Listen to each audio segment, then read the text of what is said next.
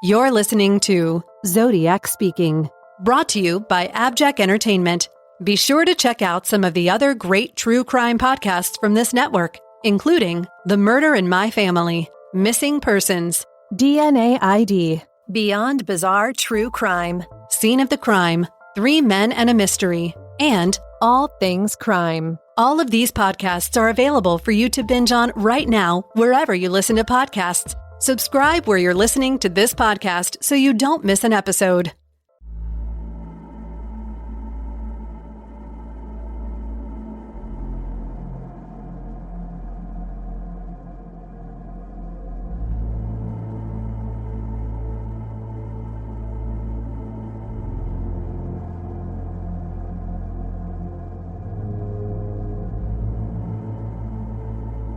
This is the Zodiac Speaking.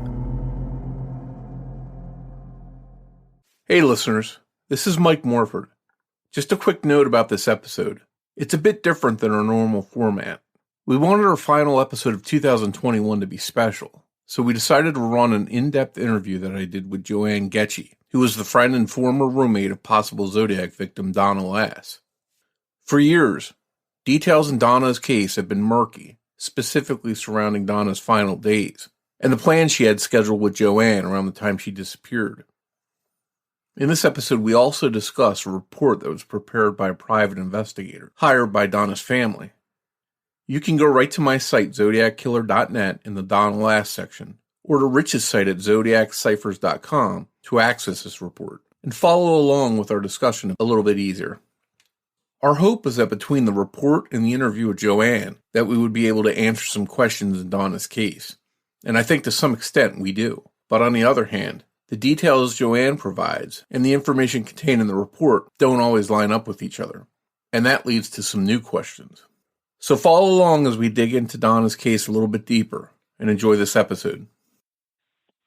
I'm Joanne Goettsche. I met Donna at nurses training in Sioux City, Iowa. And we knew mutual people there. And I didn't know her really well, but once we graduated, she went one direction, I went another. But eventually, she ended up in Santa Barbara, California, with a friend of mine as a nurse at the Cottage Hospital there. And then she decided to move to San Francisco, which I did 4 years after I had graduated from nurses training. And my friend that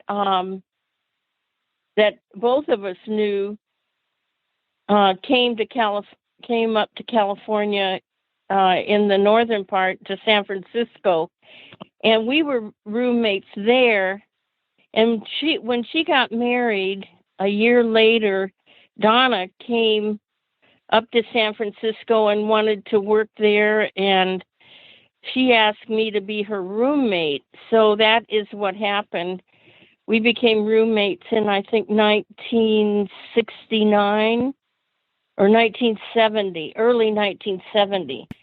And we were roommates with the two of us and one other friend of hers that and we all worked at Letterman Hospital at that time. It was an Army hospital, I think 6th Army, something like that. And we both worked in the surgical area, but we had different shifts. So I didn't really get to know her very well because we were never working at the same time or very rarely. So it sounds like you didn't really get to go out and go places and do stuff together since you were pretty much working opposite times of the day. Right. No, we didn't. We really didn't socialize all that much. So I really didn't know her all that well, nor was I, we didn't have the opportunity to get to know her very well. And not only that, she only stayed there until, I forget exactly the timing, but she maybe 6 months at Letterman, and then she decided to move up to Lake Tahoe and work for it was a casino there. She was the nurse in the casino. And so that was, we weren't even roommates very long. Do you remember Donna talking about taking that job and her being excited about it? Was there something about that job that she liked, that she was willing to take a chance and move out there for? Well, I believe one of the things is she really liked to gamble. And she also liked to ski. So that skiing was the one interest both of us had. So we were planning to ski in the winter of that year. And that's why she had called me and invited me up. And she said to meet her at the casino she got off work around 11 in the evening. So I had worked the day shift that day. And so when I got off duty, about 4:00, then I drove up to Lake Tahoe and was supposed to meet her there at the casino.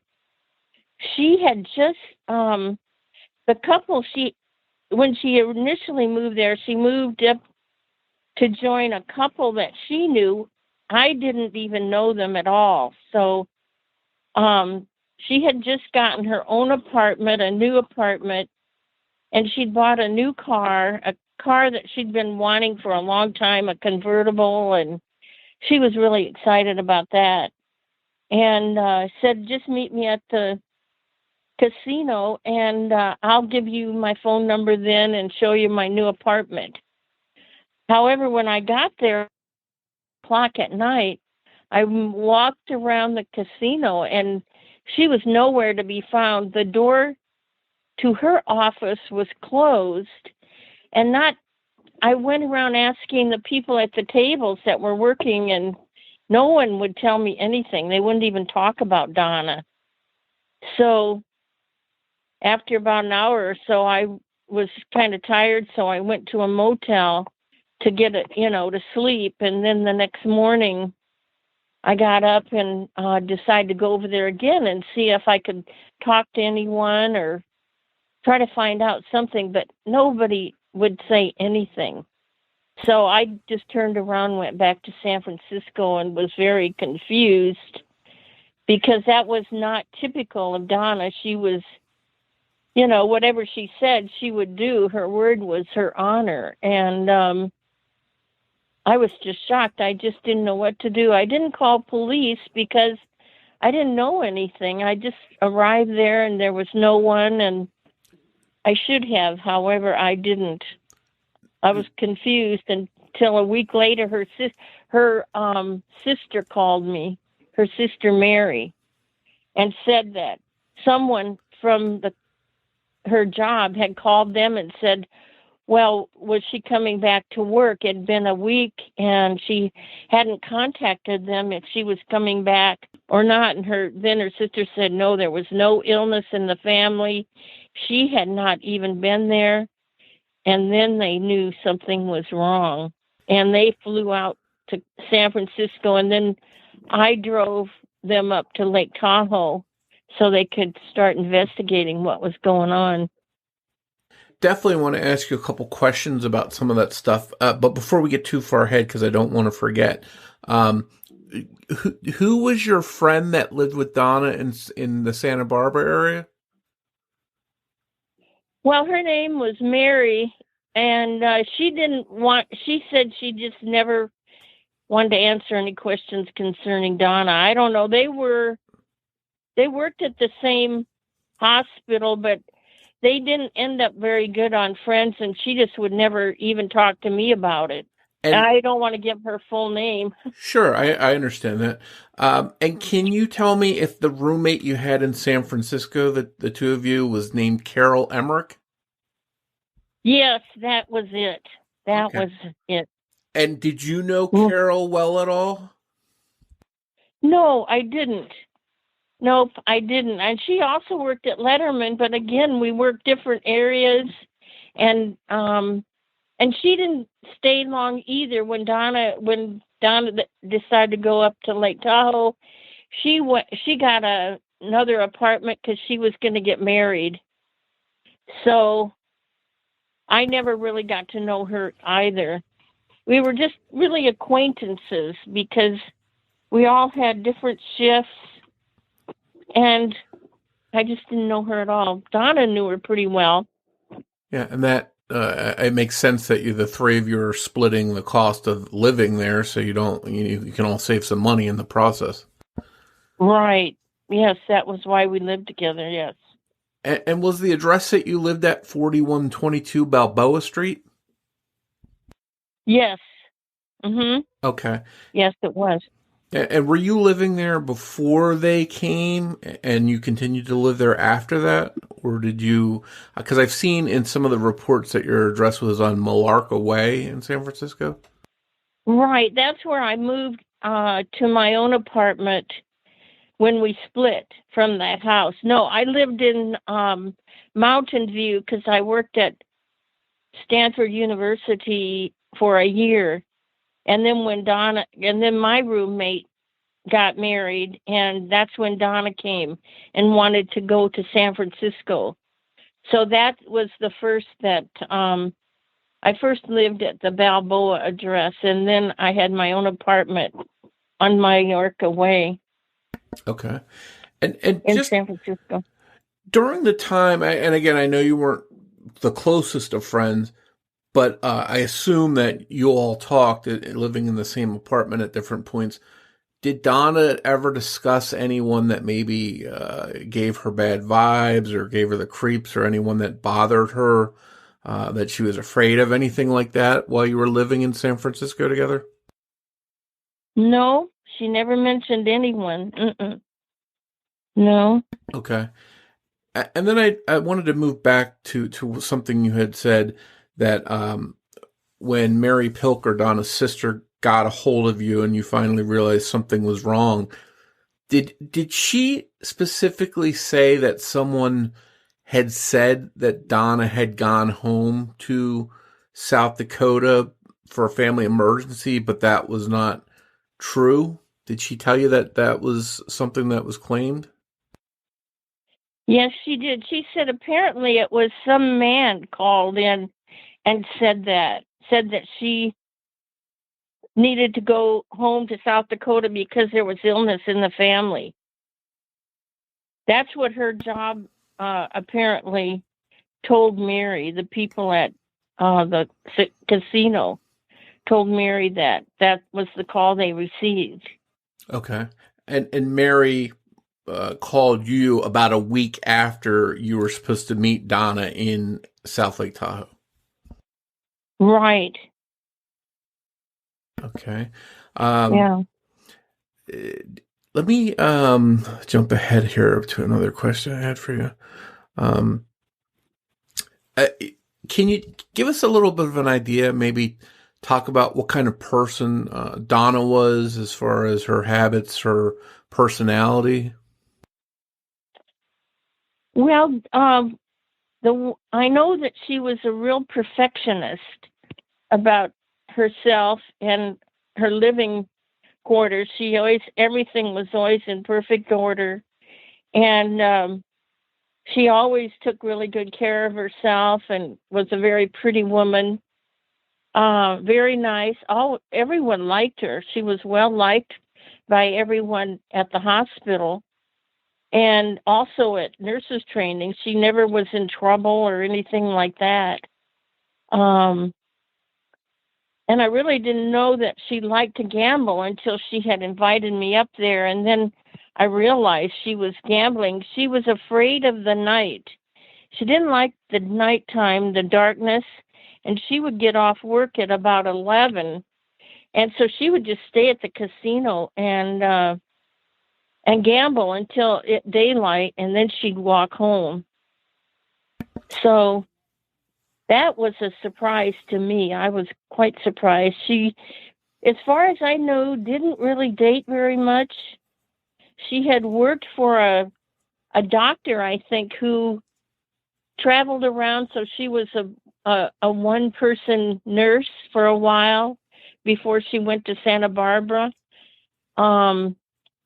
And I think maybe Carol Emmerich did that also. I think maybe that's where they met, wasn't sure about that, but she just was a really nice person. She was a strict Catholic girl, and we both went to a Catholic nursing school. However, I was not Catholic. She and my other friend were. That's about all I knew. I knew she had a big family, was close to her family.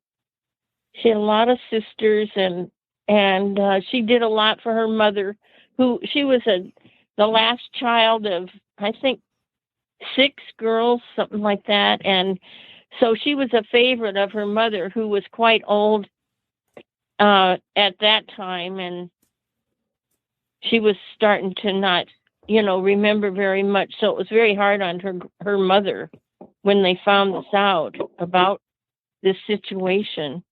But that's about all I knew. I didn't know a whole lot. Just to ask you about, you mentioned Donna not wanting to walk home at night. You said she would gamble and then walk home afterwards. You mean walk home while she was living in South Lake Tahoe, following getting off her shift? Yes, apparently she lived with a couple there, and apparently it was within walking distance. So she would wait until daylight and then walk home after her job. She worked like from 3 to 11 p.m.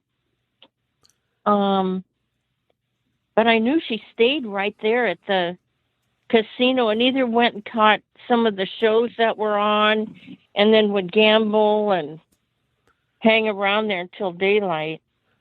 So in your mind, knowing her the way you did, there's no way she would walk home at, say, 2 a.m. No. She would not. She absolutely would stay at the casino until daylight. Yeah. All right, let me skip ahead to a couple other things here. So once she moved to San Francisco and she moved in with this couple in South Lake Tahoe, did you stay in touch with her? Was it by mail or by phone? Yes, it was by phone. I think I didn't really talk to her much. It was only a few months that it was, and I went up there when it was, I guess, Labor Day weekend, because it was the fall, and we were going to plan on skiing that winter together. So she wanted me to see her new apartment and everything where she lived, and we kind of were just going to look around South Lake Tahoe and check the ski area out and all that. But I did not know the couple that she moved in with. I found that to be a little surprising, to live with a couple. But, that was who she knew from Santa Barbara, I think. Yeah, I know that the wife was a nurse down in Santa Barbara. Okay, I didn't know that, but... Yeah. And so let's move forward to when that weekend when you were to meet Donna. She vanished possibly in the early morning hours of Sunday, September 6th. So this would have been Saturday night into Sunday morning, the 6th. And I've read that you were meeting her on the night of the 7th, which would have been Monday. Does that sound correct to you, that you would have driven up there on a Monday and met her Monday night? Wow, now I can't remember if that was a Sunday or a Monday. I'm not certain about that, because I was sort of thinking, I know I worked that weekend. I don't know if it was Monday or Sunday. Sure. And obviously it's been 50 years, so I wouldn't expect you to remember. I know, everything 50 years ago. Yeah. But I had thought, she must have been missing before that, when her sister called me a week later. Yeah. So, I just assumed maybe she was missing before that. I don't know. But she could have been missing that Saturday night, huh? Yeah, Saturday night. Supposedly, what's reported is that Sunday morning, late Saturday night, early Sunday morning at just before 2 a.m., she made a log entry into her book at the casino, and she would have been leaving at 2 that morning to get off her shift. I see. And then she disappeared, but it's in the report, and it could be an error too. It's in the report that you arrived there the next day, Monday the 7th, expecting to meet up with Donna that night. And obviously she was gone. She was nowhere to be found when you got there. Where were you supposed to meet her? At a certain spot in the casino, or what was your plan? Well, that's it. She said, just to come into the casino and somebody could tell me where her office was. And so I didn't really know where her office was when I got there. I just knew it was there somewhere. So you were just going to basically go in and say, can you tell me where the nurse's office is? And that's where you would find out. Right.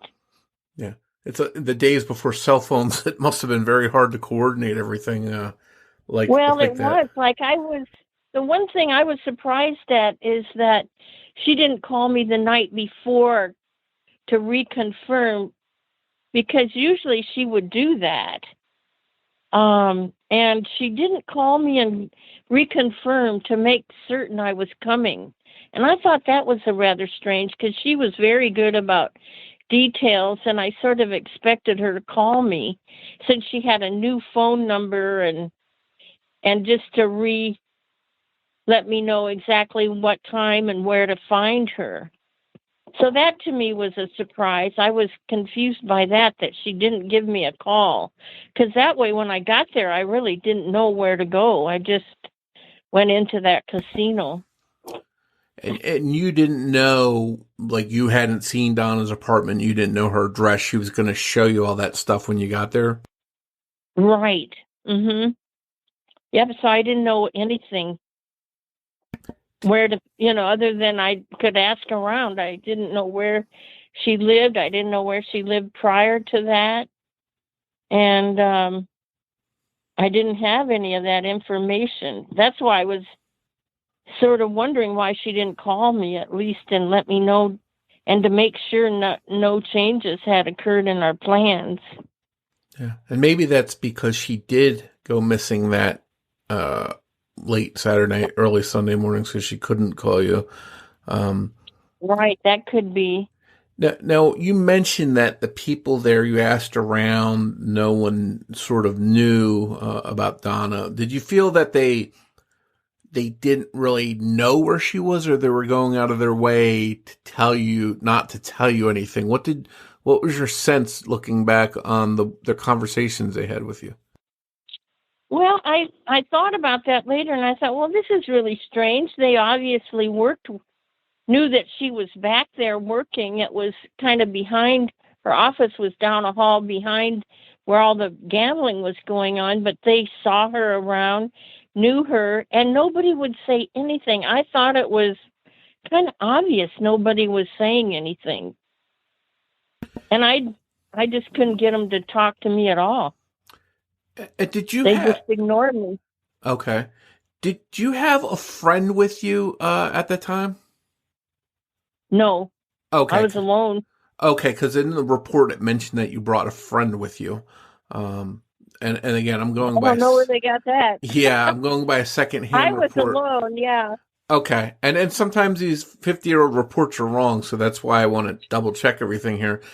The same report mentions that you had a pretty lengthy discussion with a tall security guard there. Do you remember that?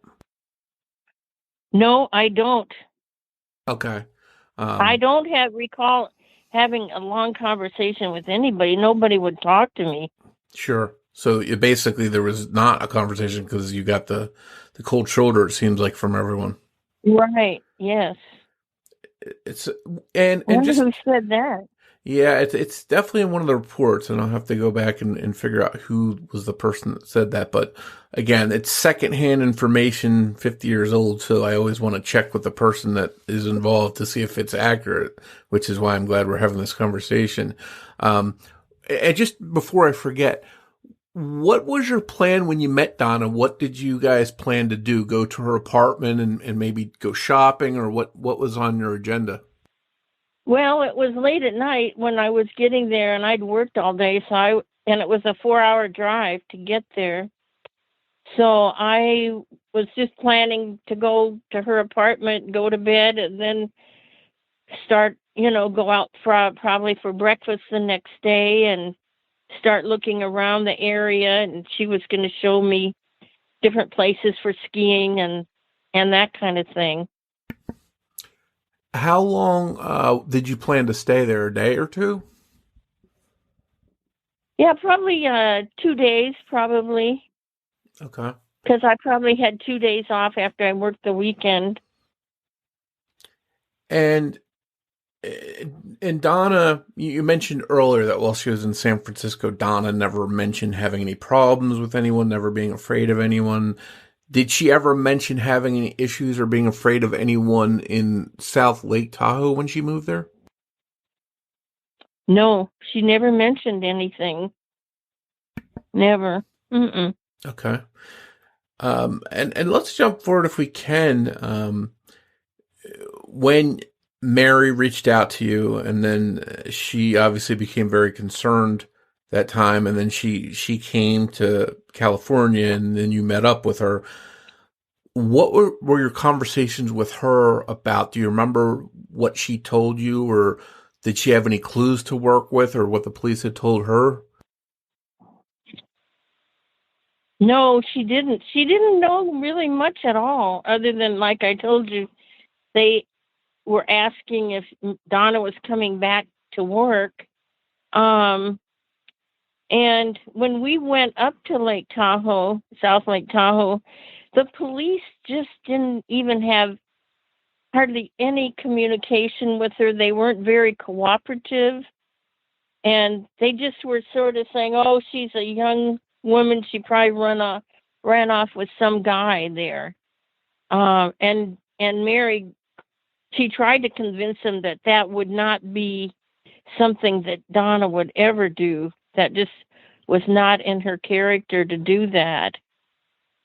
And then the only other thing she kind of explained to me at a later time was, they let her into Donna's office, and some of her clothes were, apparently some of her work clothes and everything were there, and they were just messed up, and that even on her record that she had been putting down patients and such, that her handwriting just kind of went off in a limp kind of a way, in a messy way, and that was not the way she would have recorded anything.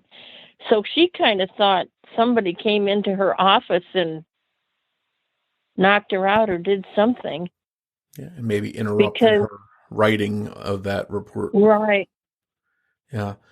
And in that report I mentioned, the one that your name is in, it details a statement from you, and I just want to check to see if this is accurate or if you remember this, that you provided a name of a guy named Dwight that had sent you a card or letter sometime that he had seen Donna on September 2nd, a few days before she went missing.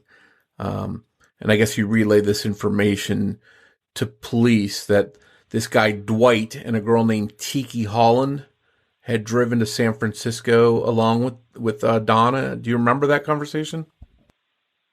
I never had a conversation at all to the police. They never ever talked to me, not the San Francisco police, and no one ever asked me anything until many years later when reporters were interviewing me, because my name would show up because I had worked with her and had been a roommate. But before that, no one spoke to me, no police, no one. I have no knowledge of that at all. Okay, so that's interesting to know. And did a private investigator that Mary Pilker hired reach out to you to discuss anything with you? I don't think so. Okay. And so this guy named Dwight that supposedly was with Donna and a girl named Tiki Holland, that doesn't ring any bells at all to you. No, Okay. not at all. Do you know a Tiki Holland? Have you ever heard of a Tiki Holland? No, I haven't. Okay, that's very, very interesting. That's why I like to ask all this stuff, because I'm going by an old private investigator's report, and it seems like it's got some inconsistencies or some inaccuracies in it, which is good to know. So let me ask you this. Did you or Donna ever know anyone or have any dealings in the town of Chico? I never did. Okay. Did you know at all? I don't know about Donna. I don't know. Okay. Not from me. Mm-mm.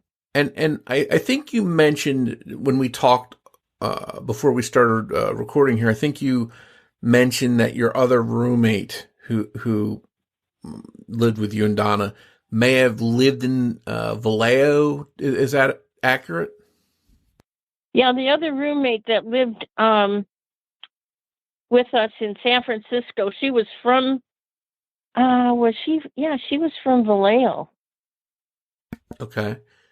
And did Donna, as far as you know, did she ever go to Vallejo or know people from Vallejo herself or hang out there at all?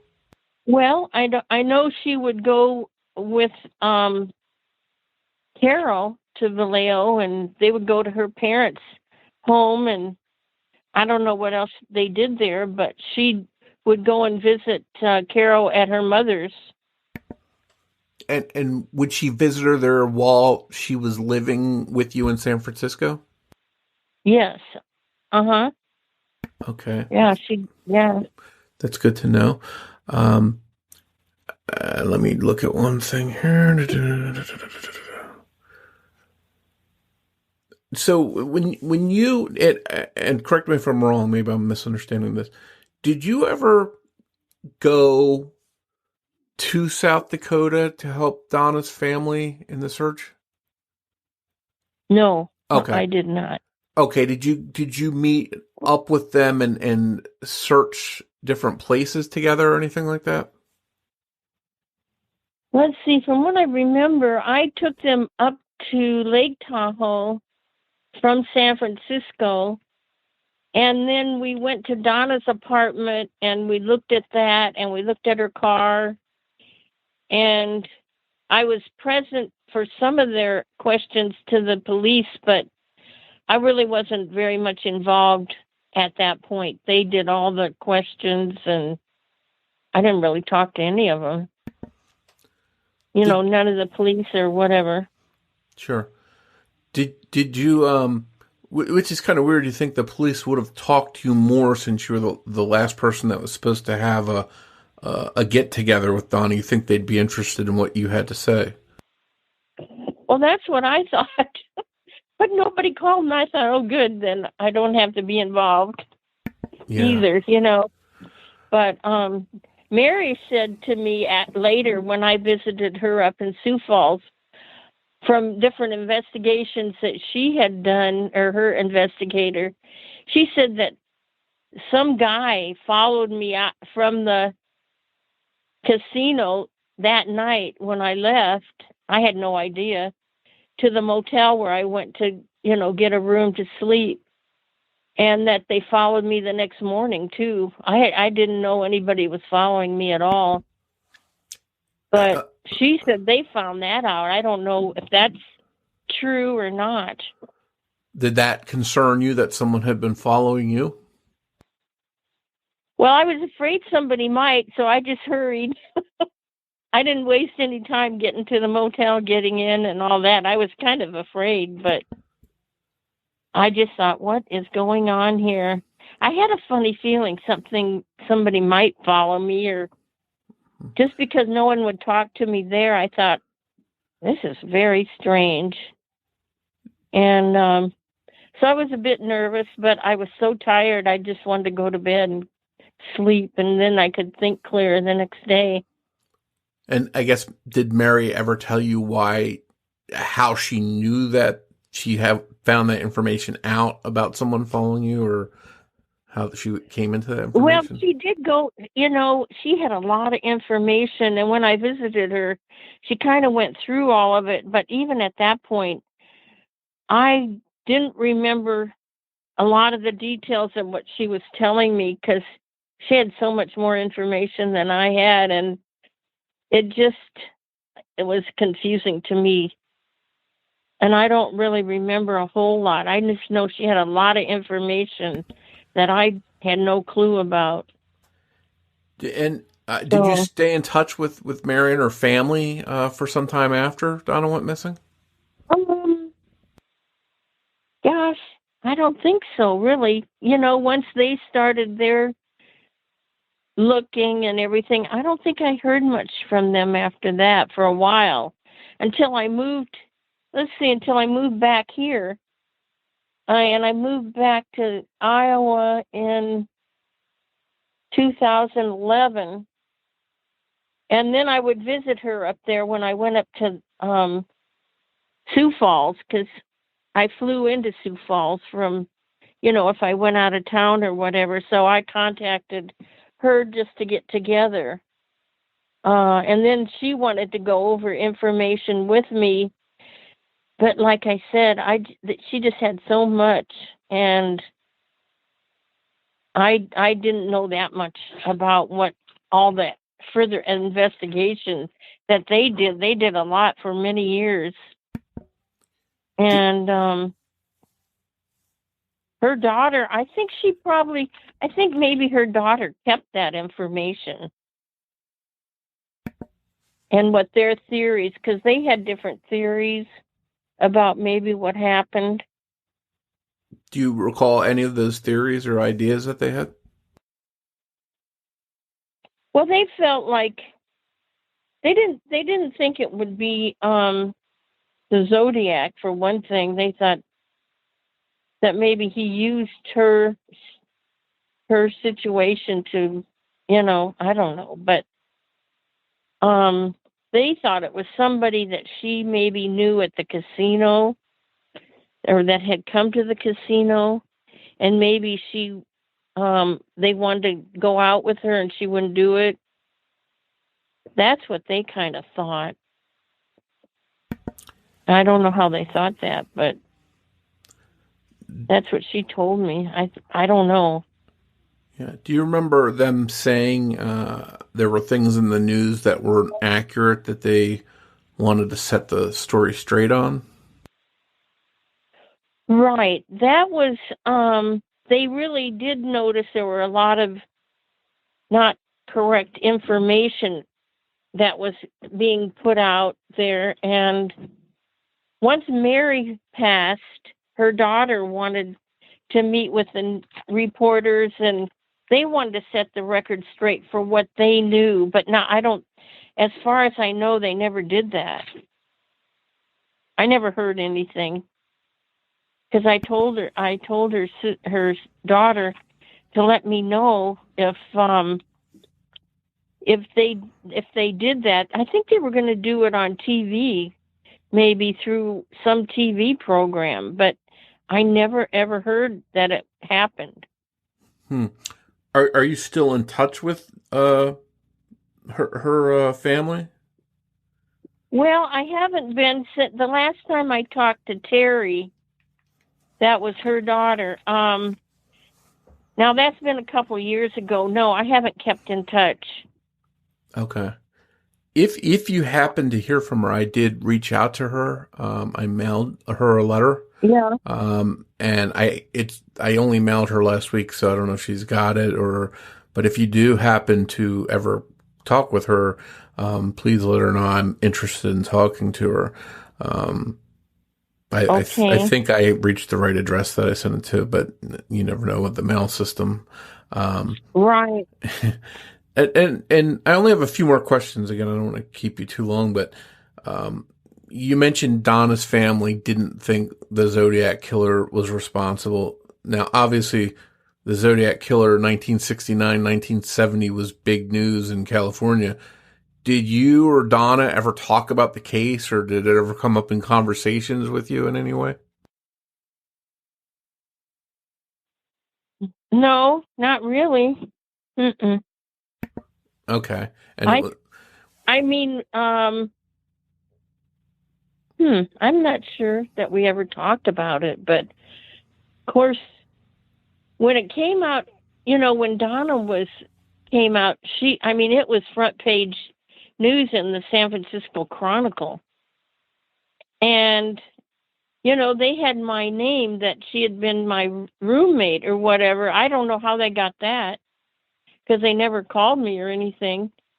And I thought it was kind of weird how I never ever heard from any of the San Francisco police. And the only information I really had was what was in the newspaper, and I don't know. It seems like their stories were always kind of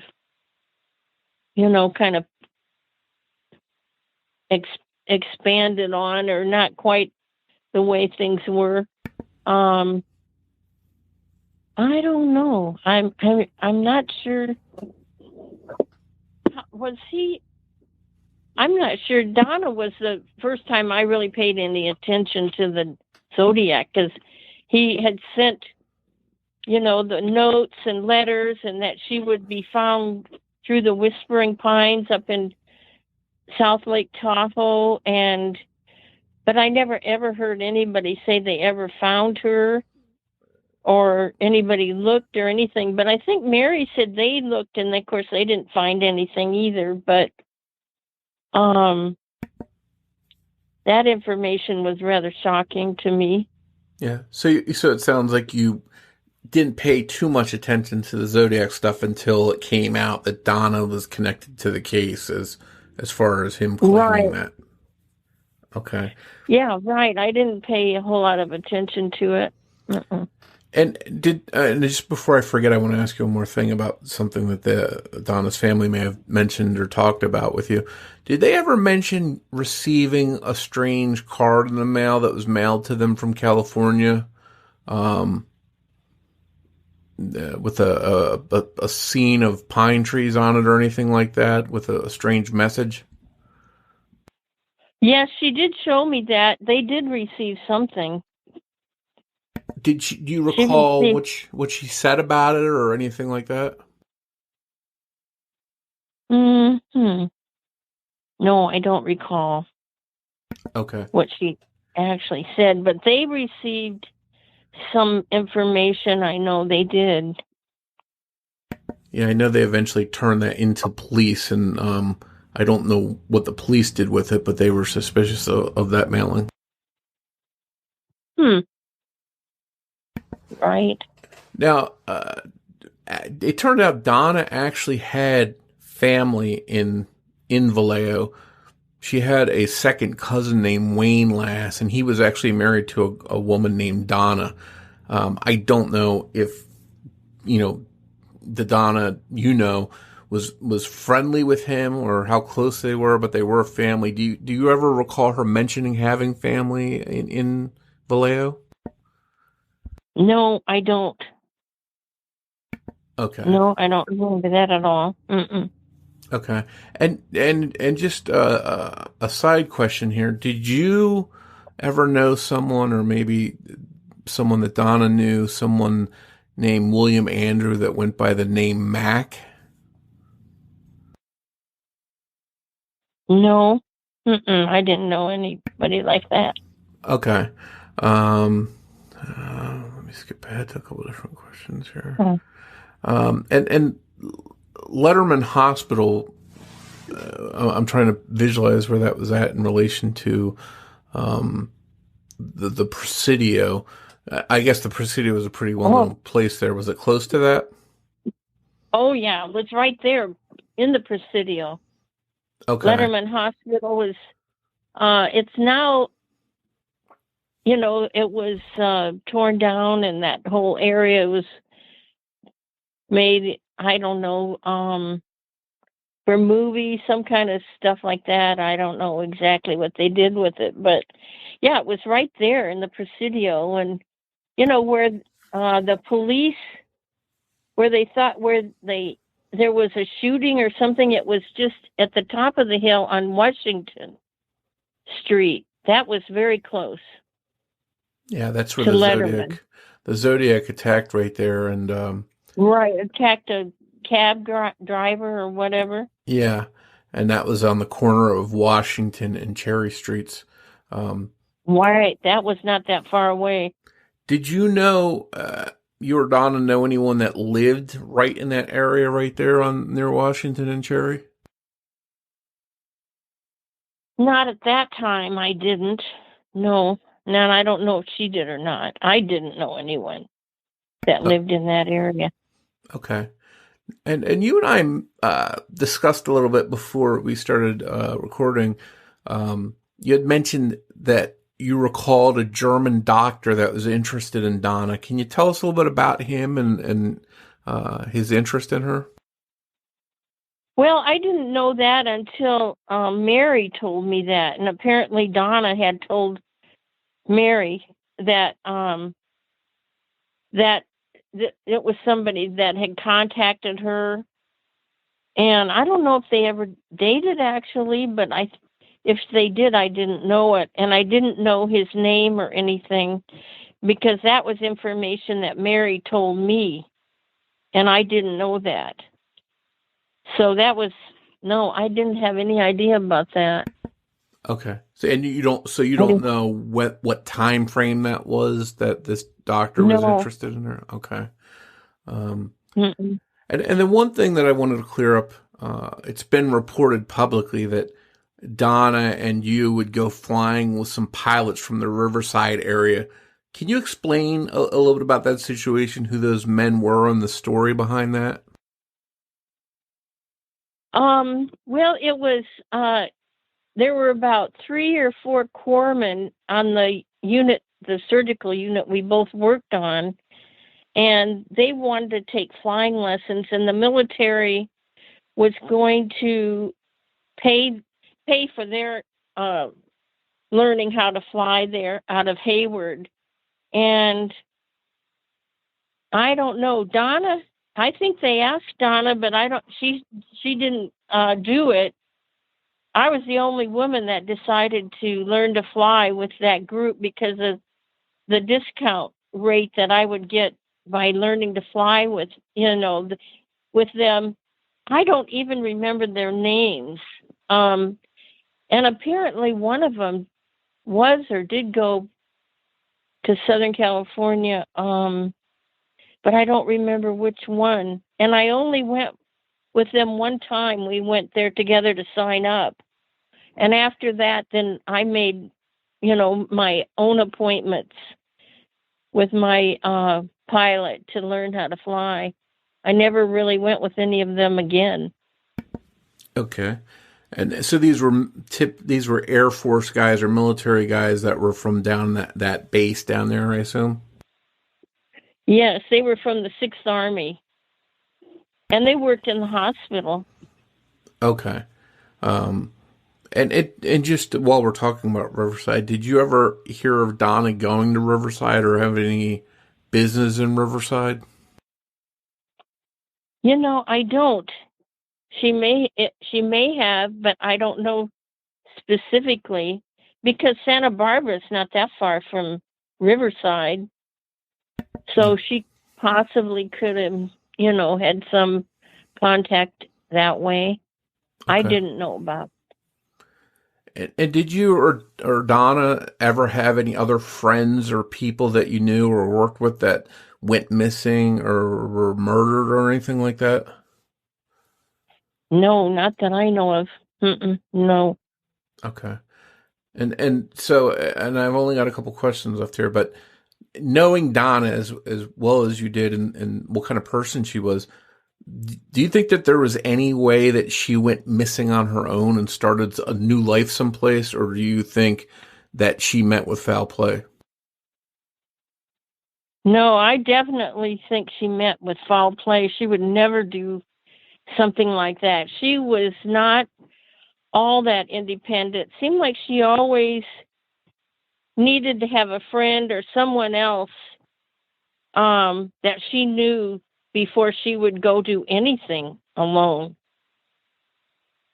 She really was kind of a scaredy cat, in fact. I was surprised how she was afraid of the dark, afraid to go places alone. So she always had someone else around, so she felt safe and comfortable. So no, she would not do that ever. Okay. Mm-mm. And was she a scrappy type of person or a fighter at all? If someone attacked her, do you think she would fight back? Well, I think she would fight back for sure, but she was more of a calm kind of a person. I mean, she was just, she liked she liked to be adventuresome, but I don't think she was anywhere. She wouldn't cause the trouble herself or anything, but she would probably fight back if she could. Obviously, Donna was a nurse, and it was in her nature to take care of people. Would you say she was trusting? Yes, I would. Yes, I would say she was trusting. Would you say she could be naive? Yeah, I think she could be naive also. Yeah. If someone ran up to her and said, "I need your help, someone's hurt, please come with me quickly," do you think Donna would have followed them with no questions asked? I think she would have. She would have wanted to help if she could. Yeah. And that's, one of the theories that maybe someone ran up and grabbed her as she was getting ready to get off and brought her out. Is there anything else that we haven't talked about that you think is important for people to know, or might be some kind of clue? Anything else at all? No, I can't think of anything. Okay. Not really. But my thinking is, and again, if the calls are accurate, that someone called Donna's work and called her landlord and said she went back for an emergency, my thinking is that it was someone, as you mentioned, Donna knew, and they knew that the police were going to be coming to talk to them, so they were trying to stall it and trying to buy themselves time.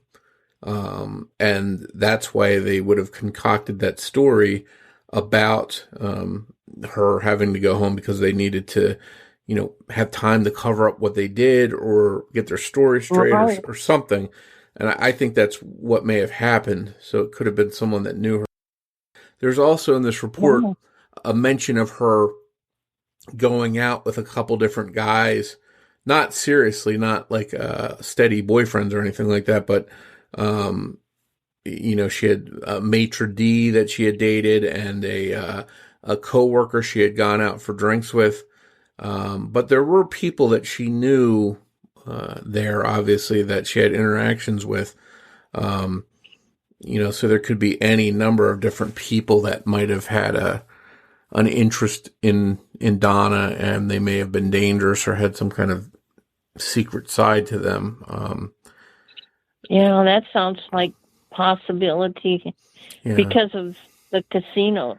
Sure, and it could be something as simple as a gambler at the casino, maybe not even a worker, but a gambler. I know a suspect in the case was a security guard at the casino, but the reason they suspected him was because he was supposedly a drinker. It was mainly why they suspected him, not because he had done anything wrong, but only because he was had a drinking problem.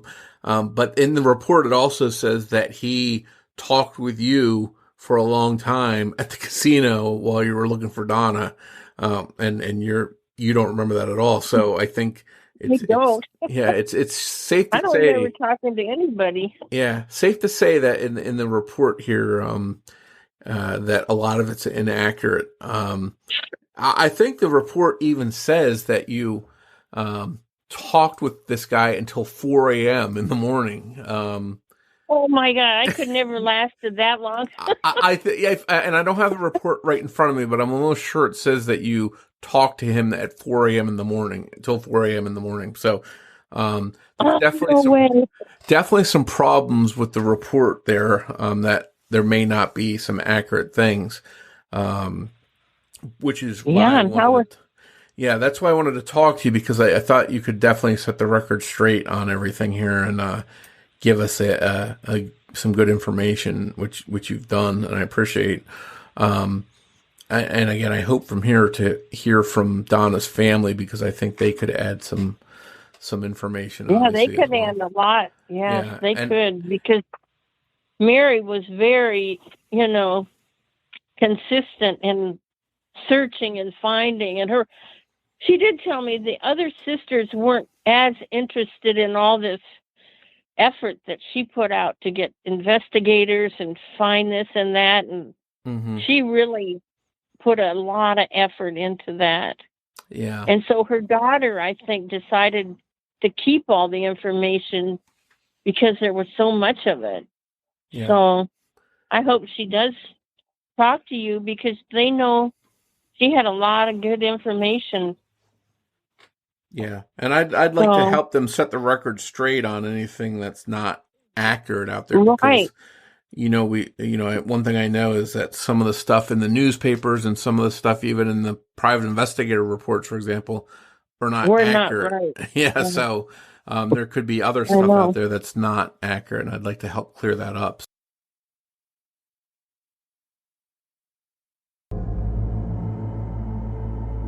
This is the Zodiac speaking. So by now, everyone listened to the first part of this podcast episode, and they got to hear from Joanne Goettsche, who is Donna Lass's roommate. And there's been a lot of discussion and mention of her over the years, but up until now, I hadn't really heard from her directly. So it was good to sit down and talk with her and clarify some things. Of course, the conversation just led to some other questions, which we're going to try and get into, but that coincided with a report, which we have. It's a private investigator's report. Donna Lass's family hired a private investigator to do an investigation into her disappearance. And that report, the contents of what the private investigator found, went into a report. That report's been floating around. It's not been widely available. I was able to get a copy of it, and I've decided to put it out there. So we're going to release that on Rich's site and my site, and then people can find this report. And as we go through it here, you can follow along with the report to see what we're talking about and see what lines up between what Joanne said and what this report says. And I think we're going to see that there's some things that don't always line up. There's errors.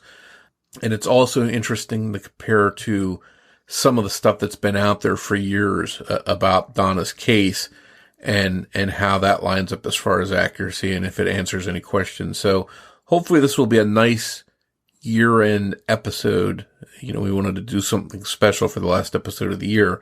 And I think Donna's case, really diving into it with this information and allowing people to sort of go through this report with us, is something that would be pretty cool and answer some questions. So I'm looking forward to this conversation with you, Rich.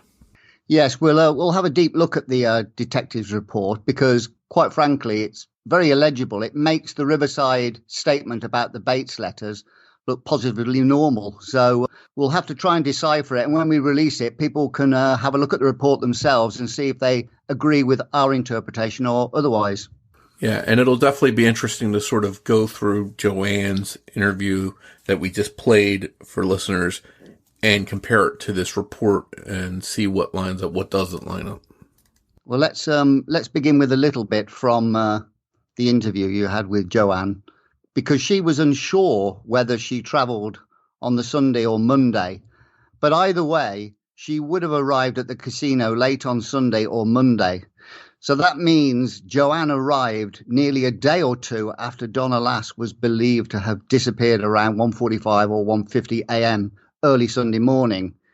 She spoke of the door of Donna's office being closed and that everybody seemed unwilling or resistant to speak to her. But at this point, nobody would apparently have been aware of any disappearance at this point, just that she hadn't arrived for work, supposedly due to an illness in the family that was called in. Okay. I was always under the misconception that Joanne arrived that same night, early morning, that Donna Lass went missing. I don't know if you thought this as well, Mike. And just to recap, officially, Donna Lass went missing around 2 a.m. On Sunday morning, September 6th, 1970. So we're talking about the Labor Day weekend. It's a little confusing. She went to work on Saturday night, and which would have been the 5th, disappeared sometime around Sunday morning, around 2 a.m. on the 6th. And then, depending on the report, it was at night that, depending on what you believe, if you believe that Joanne's memory or what's in the report, she arrived at night after Donna went missing, which would have been the night of the 6th or the night of the 7th. And like you, Rich, I had always been led to believe that she arrived there sometime on that shift when Donna disappeared. But it seems like, from what we can gather, that Donna had already vanished before Joanne got there. Yeah, and Joanne said she actually worked the weekend at the Letterman Hospital. So she more than likely went on the Monday night to meet Donna, not 2 days earlier, as we'd both thought. Yeah, and it's to her credit, it's been 50 years, so asking her to remember which day it was 50 years ago, I can't blame her for not remembering the specific day, but she clearly remembered working that day. I had been under the assumption she was going to meet up with her and they were going to just go out right from work there and start hanging out. But Joanne was very specific in the interview that she was tired because she had worked all day and then made the 4-hour trip there. And it was her plan to meet up with Donna. They'd go back to Donna's apartment, go to sleep, and wake up the next morning and start their adventure together, or whatever they were going to do, their plans. But, according to Joanne, when she got there, she just didn't know where Donna was, couldn't find her, and she wound up getting a hotel room. Yes, I'm going to cover those plans a little bit later. But in terms of what happened to Donna Lass, we cannot be sure that she ever left the casino that morning. There was a woman called Joan Bentley who saw Donna at her workstation at 1:15 a.m. and said she was in good spirits and was talking about skiing that winter. It was interesting that Joanne talked about Donna being unwilling to walk home in the dark and liked to gamble and drink after hours from the casino. We will soon talk of a few characters that mixed with Donna Lass out of work. But what's the likelihood she never left the casino alive? Well, for her not to leave the casino alive, we have to assume that she was attacked in the casino and then somehow got out. That's a little bit of a troubling scenario to me. I find it hard to believe. Plus, you've got to get around witnesses, and I don't know what the surveillance was like back then, if they had cameras like they do now. But I think it would have been very hard to, just get her out of there if she was attacked in the casino.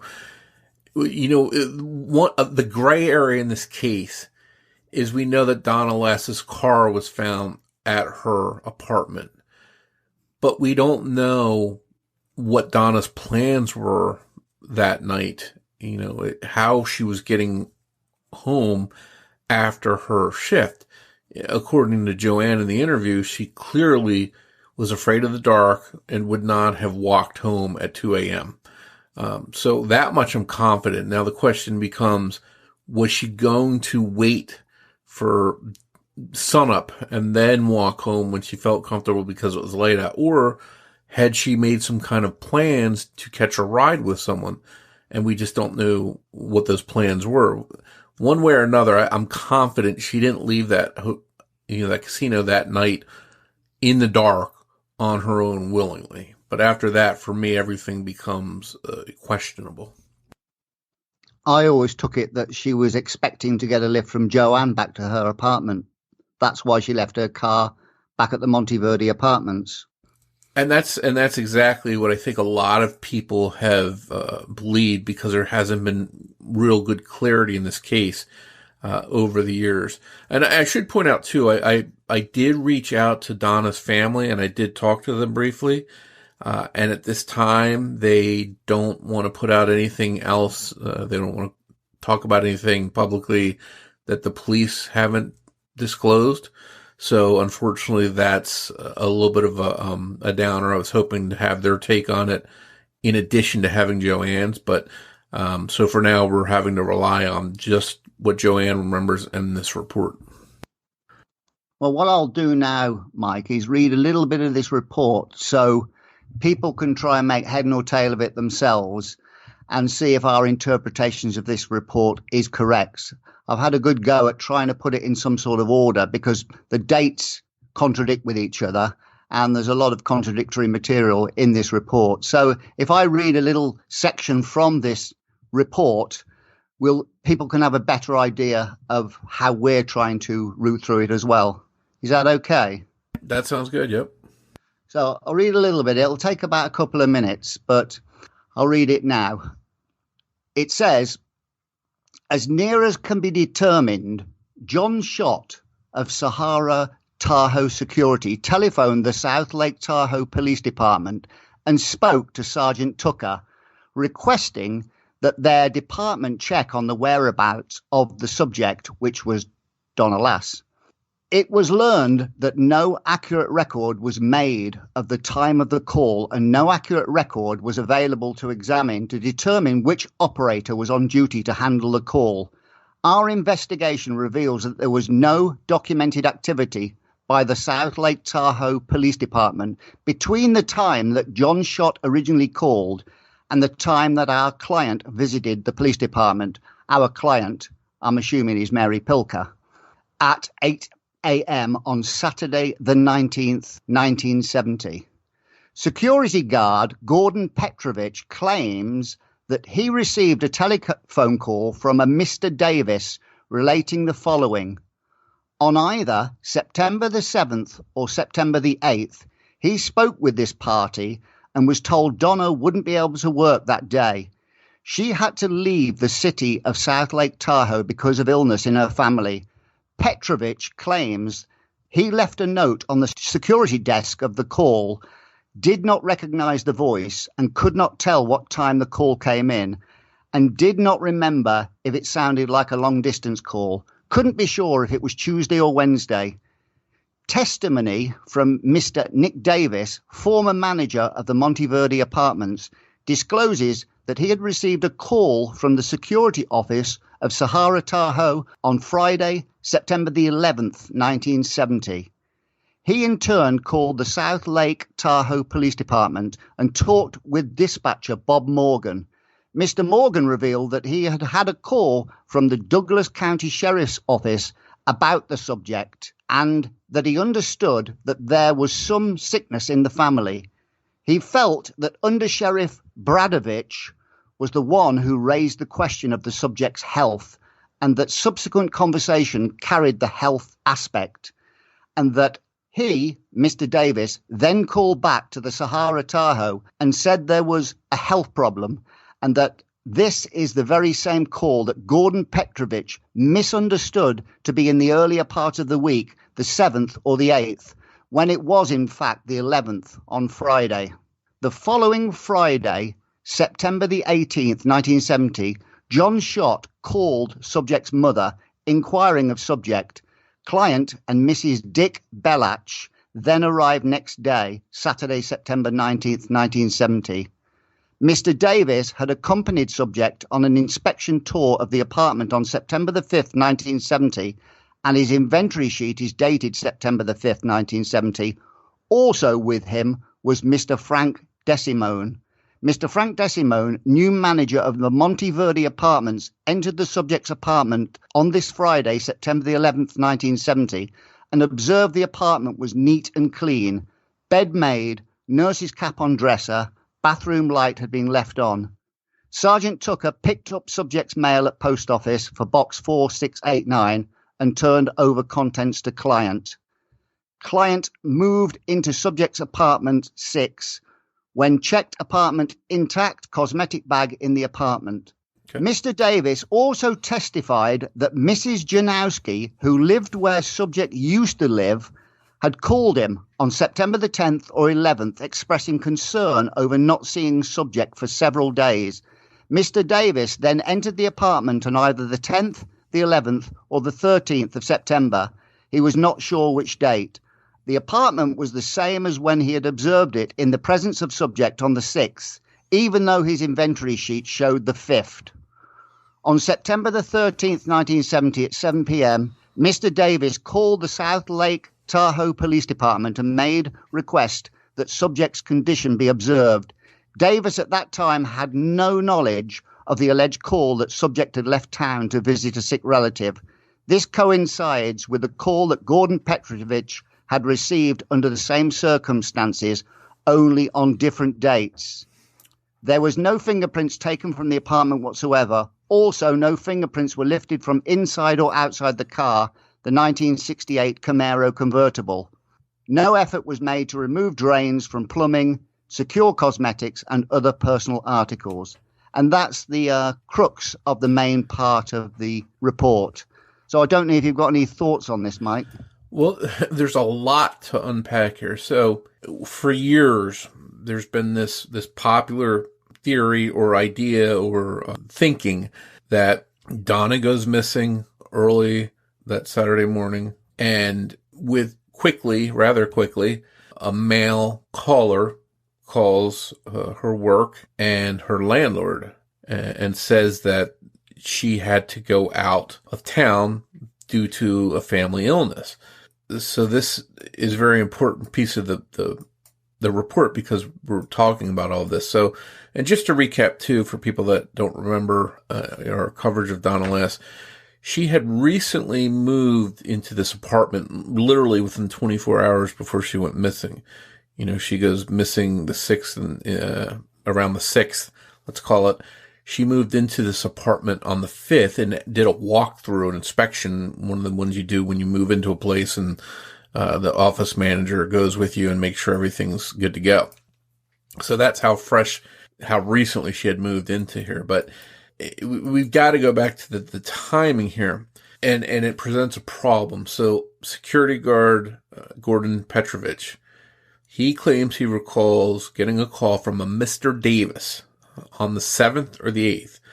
He couldn't remember which is very important because that's literally, if Donna disappeared on the morning of the 6th, early morning hours of the 6th, this call he got would have been 24 to 48 hours, sometime in that time frame.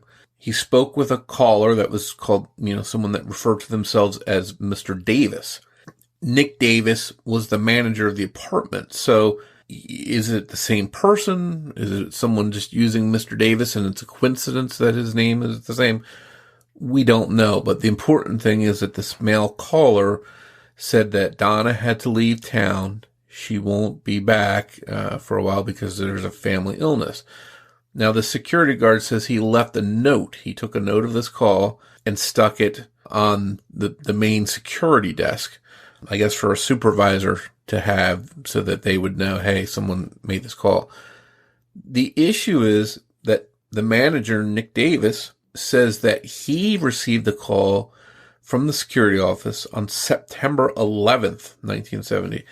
So this is, if we go by Petrovich's claim, Petrovich couldn't remember if this was the 7th or the 8th. Mr. Davis is claiming that he got this call on the 11th. So, 3 to 4 days after this original call from a Mr. Davis to the security booth. And he's saying he got a call from the security department. That was his first involvement. So, and they try and reconcile this, and they try and say, well, someone's misremembering. That's the only way to explain this. I wonder if that's the case. Is someone misremembering, or are these dates right? For they're saying Petrovich has to be way off, that he'd be 3-4 days off in his recollection, because he can't get a call from Mr. Davis. And if this Mr. Davis is the apartment manager, he can't get that call on the 7th or 8th, saying that Donna's away, she's sick. And then Mr. Davis gets his first call from the security office at all on the 11th. And that's when he learns that Donna has gone away because she's sick. The two things can't coincide. So there's either something wrong in this report, or there's something off in the accounting of these two, because they both can't be right. And unless, I could see being off a day. If I was trying to recount a day last week and I was telling you and the police were talking to me, I might say, oh, I can't remember if it was Thursday or Friday. To be a day off, that's one thing. But here, Petrovich, for this to all line up and make sense, he'd have to be off by several days. And I don't know. And of course, we don't have access to the note that he left, if it was dated and when it was dated. And we also, there's a possibility here that he's right and it was the 7th or 8th. And it's also a possibility that Mr. Davis, the apartment manager, did receive his first call about Donna being sick from the security office on the 11th. And that the Mr. Davis that called into the security office on the 7th or 8th is just a different Mr. Davis. It's not Nick Davis, the apartment manager. For a long time, I think most people believed that this sinister person rang into her landlord and to the Sahara Tahoe casino.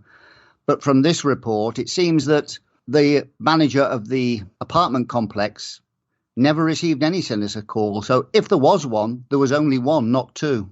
Yeah, and it seems like whatever the case is here between the original call and the time the manager of the apartment found out, it seems like from the apartment manager Nick Davis's standpoint, he never received any sinister call. His communication was strictly with the security department. So we know that his finding out, whatever the date is, we can debate whether his date's off. His interaction in finding out information about Donna came via police and the security department. So that narrows that down. There wasn't a mystery call to him from some strange guy. Now that leaves the mystery call to Petrovich. Is he way off on his dates? And it was Nick Davis calling back to say, hey, I found out that she's sick and that's why she's not there. And then that is the call that Petrovich initially reported. It's really confusing here, but at least we can eliminate some of the confusion. There was no strange, sinister call to the apartment manager. That part we know for sure. So now it just comes down to who was the caller on the original call to security, and are the dates off there? And if so, we need to figure out who that person was. Well, I've tried to decipher the report, and this is what I've sort of come to now. And you can tell me whether you agree with this interpretation, because I've tried to reorder it because the dates are all wrong and everything. But this is what I've concluded. It appears that Mrs. Janowski, who it stated lived with Donna previously, hadn't seen Donna Lass for about 3 days. So becoming concerned, she contacted Nick Davis, her landlord, who in turn contacted Gordon Petrovich of Tahoe Security, and he left a note on the security desk about the concern over Donna Lass. John Schott of Tahoe Security picked up the note and contacted the Lake Tahoe police and spoke with Sergeant Tucker, requesting they check on the whereabouts of Donna Lass.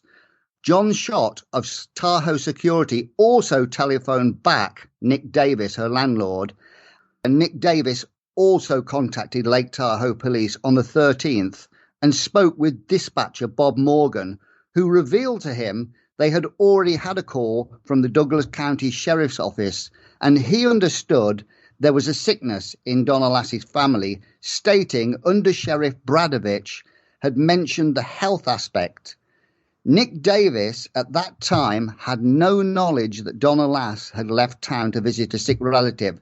So according to this report, no mysterious caller rang the landlord of Donna Lass.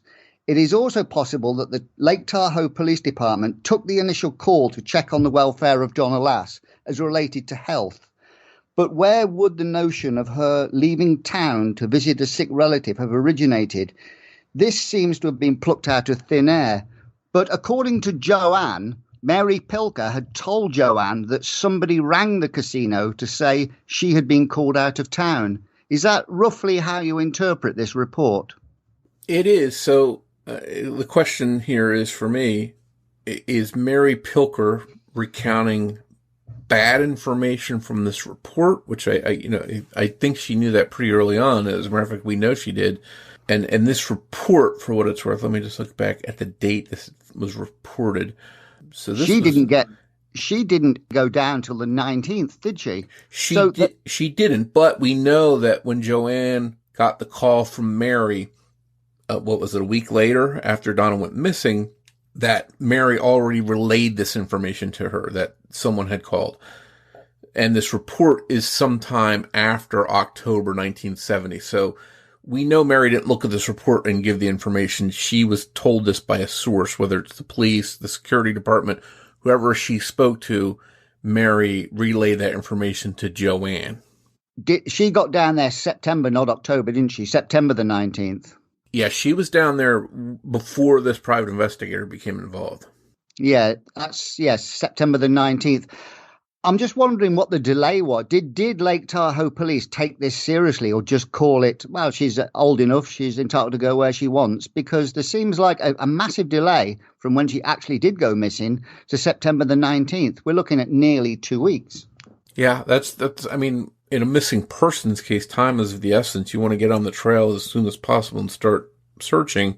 And that definitely didn't happen here. I mean, it seemed like there was some concern on the part of the security department pretty early on. And then they in turn notified the landlord or the apartment manager, and then he made some calls. So there is a little flurry of activity of, hey, where's Donna and where's she gone? And she went away to be sick, to help a sick family member. Maybe in all of that confusion, people legitimately thought she's, away visiting a family member that's sick. And in all the confusion, finally, Donna's sister says, no, that's not true. She's not here. Something's going on here. And that's when they started taking it serious. See, I'm not convinced that any sinister call came in at all, but let us have a quick discussion on the possibility that somebody did ring in after doing something with Donna Lass. Either some mysterious caller rang into the casino knowing they had committed something unspeakable and needed to buy time to clear up evidence that they may have left, either the disposing of her body or the cleaning down of an area, or both. Or there was never a mysterious phone call and wires got crossed somewhere between Nick Davis, the casino, and the Lake Tahoe Police Department. If it was a mysterious caller and he mentioned that she had to leave town to attend a sick relative, then this person likely knew where Donna's family lived out of town and knew that Donna Lass, visiting Sioux Falls, South Dakota, nearly 1,600 miles away, would buy them plenty of time. Had Donna's family lived in Lake Tahoe, or say 50 miles away, this call would not have been very effective in buying time. This could suggest the caller knew Donna Lass intimately enough to know about her family, and unlikely the caller would have been a stranger. And I think I touched on this briefly when we did an episode about Donna. To me, if Donna was abducted by a stranger and taken away and whatever happened to her, I don't see any need to buy time, any need to reach out and get yourself connected to the case and get yourself on police radar. You just stay silent and stay clear of the police. If this call was actually related to Donna's disappearance and the person responsible for it is the one that made this call, again, we're looking at a big if, but if that's the case, then I agree with you. This is someone that's connected to Donna. They're trying to buy time because the biggest thing I can think of is, you mentioned cleaning up a crime scene, but more importantly, they know that they're in Donna's circle of people that are going to be spoken to by police eventually. So this gives them time to get their story straight, get rid of any evidence, and just be prepared for when the police eventually knock on their door to question them. They've got themselves distanced. So for me, if this call is legitimately connected to Donna's disappearance, the person that called had to be someone that knew Donna in some way, because I just don't see a stranger reaching out, getting themselves involved to buy time when they don't need to. They just stay silent and that's it. So what's your take on the call? Do you feel there was a sinister call that came in, having read the report, or not? I hate to say it, but I'm more confused than ever. Yeah, you're not the only one. If I the dates just are really off. And again, we're reading this private investigator's report secondhand.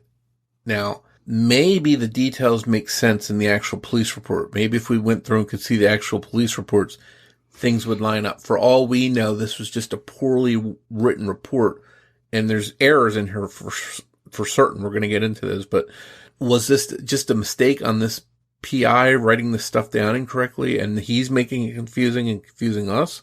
Or was there really a call? I just don't know.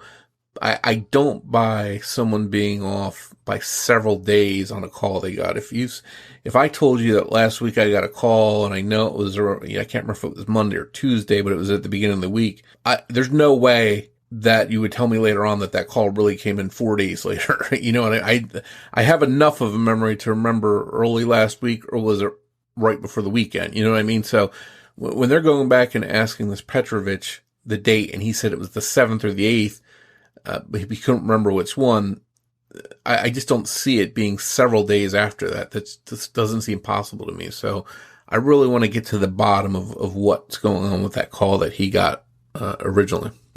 It's possible one of the security officers just made up the story of a phone call to cover his back and buy himself time. Well, if that's the case, it would have to be, if the call is not real, if it never really came, then it would be Petrovich that's making up the story. Exactly. Or someone, if it's a different security guard, maybe it's someone else calling him to buy himself time. But for what it's worth, in the report, Petrovich said he didn't recognize the name, or the voice, excuse me. And so I don't know what to make of it. But a lot of what we believe, what we've been led to believe, stems from this call originally. So far we've been able to narrow down that the apartment manager didn't get a sinister call. That part, answers a little bit of a question. But now we have just this one single original call to Petrovich and trying to determine, who that is and when it came in. If the dates are just really off somehow, then the case is a lot less sinister. There isn't that mystery call for someone buying time. If these dates are just way off and he was, and things played out the way it's written in this report, I tend to doubt that.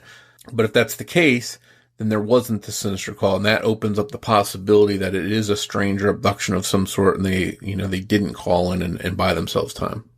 Well, whether there was a call or not, or whether this guard made up the story, it would add to the idea that this person knew Donna Lass, let's say whether it was the caller or Petrovich, because this wouldn't have worked if her car had been sitting idle in that parking area for days on end.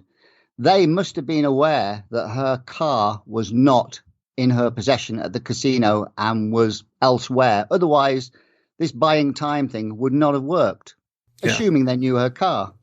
Yeah, and it sounds like she had a pretty distinct car. It was a Camaro convertible, 68. 68, yeah. Camaro convertible.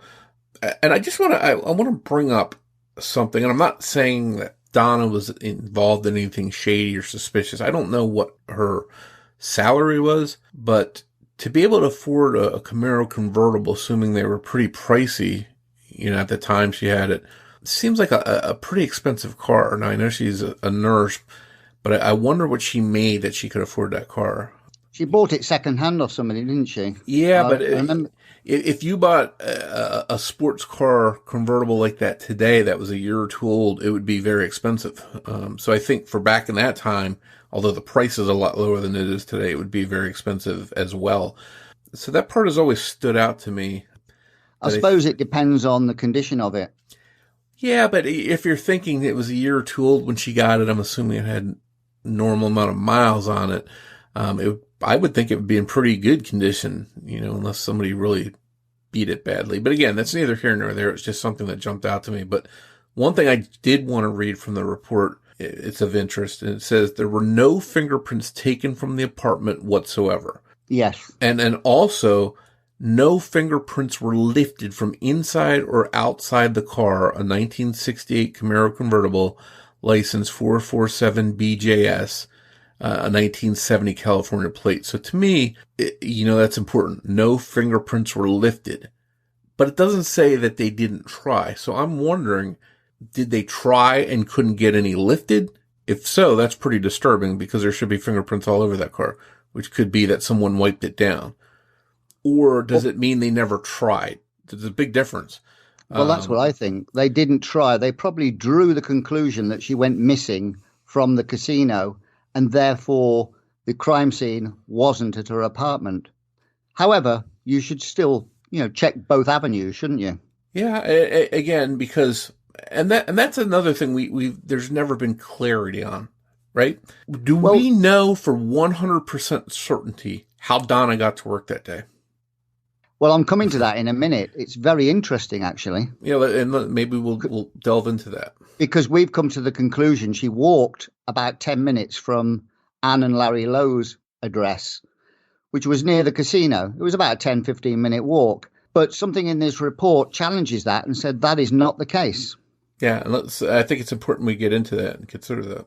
But also, do you think the police considered the trailing of the pen off the page, thinking, like we have thought, that maybe she was lured out of the casino on a ruse of an illness and abducted from the casino, and they jumped to this conclusion eventually? I mean, if in this case, just seeing this big trail off of a pen, it definitely looks kind of strange. But I just wonder if it's we don't know what interrupted her. It could have been a number of different things. I try not to put too much into that pen trailing off the page, but it certainly seems interesting when you consider she went missing around that time. Do you want to move on to a few of the people mentioned in there that were closely associated with Donna Lass at the casino? Yeah. Do you want to go into the car stuff now, or do you want to come back to that? In terms of the how she got to work that day, I mean. I will come back to that. Okay. But this might be relevant to it. So there was a George Victor Jonasson, was a security guard at the Sahara Tahoe Hotel. He was born in North Dakota. He was described as unstable and a heavy drinker, having been seen with Donna Lass on numerous occasions. A man with the same hair colour as Jonasson was reported in the newspapers as having been seen with Donna Lass near her apartment on September the 7th, although this date is likely earlier because she'd gone missing by then. Larry and Ann Lowe, who Lass lived with prior to her moving to her new apartment, mentioned a man called Dave, who worked at the State Line Chevron station, who apparently observed Donna walking to her shift each day and often went to the casino to visit her. Also, they mentioned the maitre d' at the casino as one who dated Donna and offended her with an attempted kiss, followed by an apology the next day. He was identified as Ramon Vasquez, who worked the evening shift. So there are many candidates that Donna could have drank with after her shift ended, including Jane Allen, who stated she drank with Donna after hours but wasn't a close friend. If something happened to Donna inside the casino, couldn't the perpetrator have invented the mysterious phone call to delay any investigation? And what do you think of any of these individuals? Well, I know George Victor Jonasson's name's been out there as someone that might be a candidate to be involved. Again, it seems like he's a heavy drinker and he's unstable, described as unstable and heavy drinker. So if someone's a drinker, I don't think that makes them a killer necessarily, if that's their main reason. But the unstable part, we don't know what that means. There's no data surrounding that. There's no detail. So that could mean anything. So obviously, if he was seen with her on numerous occasions, that's of interest because, again, we go back to, is it someone in Donna's inner circle? And him being seen with her, if that's accurate, is important. And I want to skip forward to Joanne Goettsche as it relates to the security guard, George Victor Jonathan. It says at 3:15 p.m. on September 25th, 1970, Sergeant Bizanson called Joanne and learned that Joanne was intending to visit with the subject on the night of the 7th. Again, so this is the 7th, if this is accurate. Yeah. This is the day after Donna technically disappeared. But that on arrival in South Lake Tahoe, Joanne was unable to contact the subject. So this lines up with Joanne's story. She couldn't find her. Joanne and her friend went to the Sahara Tahoe and visited with Victor Jonathan, who gave very little information about the subject, and continued to visit with them until 4 a.m., as if this was some long conversation, September 8th, insisting all the time that he knew nothing about Donna's whereabouts. According to Joanne, she couldn't talk to anyone, let alone a long conversation that went till 4 a.m. So something's off here. She said she didn't get any help, couldn't have any conversations with anyone, let alone have this long conversation with the security guard until September 8th.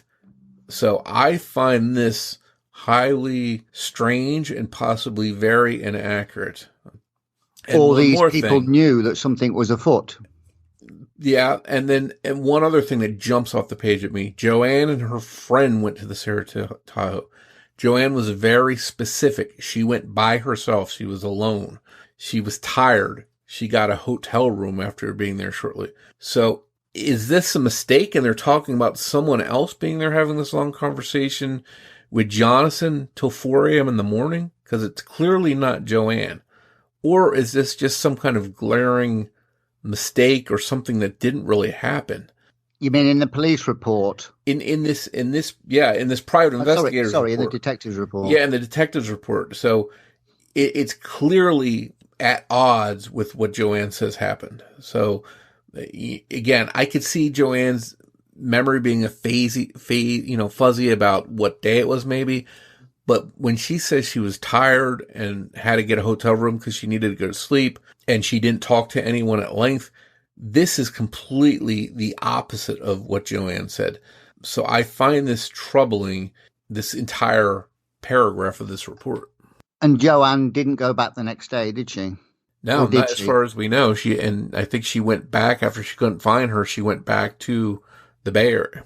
This was before there was cell phone. She didn't have Donna's phone number, and so she didn't know what her address was. So she had no way of really contacting her. The people that would know her at work weren't being helpful to her.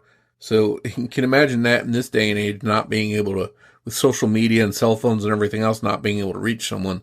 But this describes what it was like in 1970.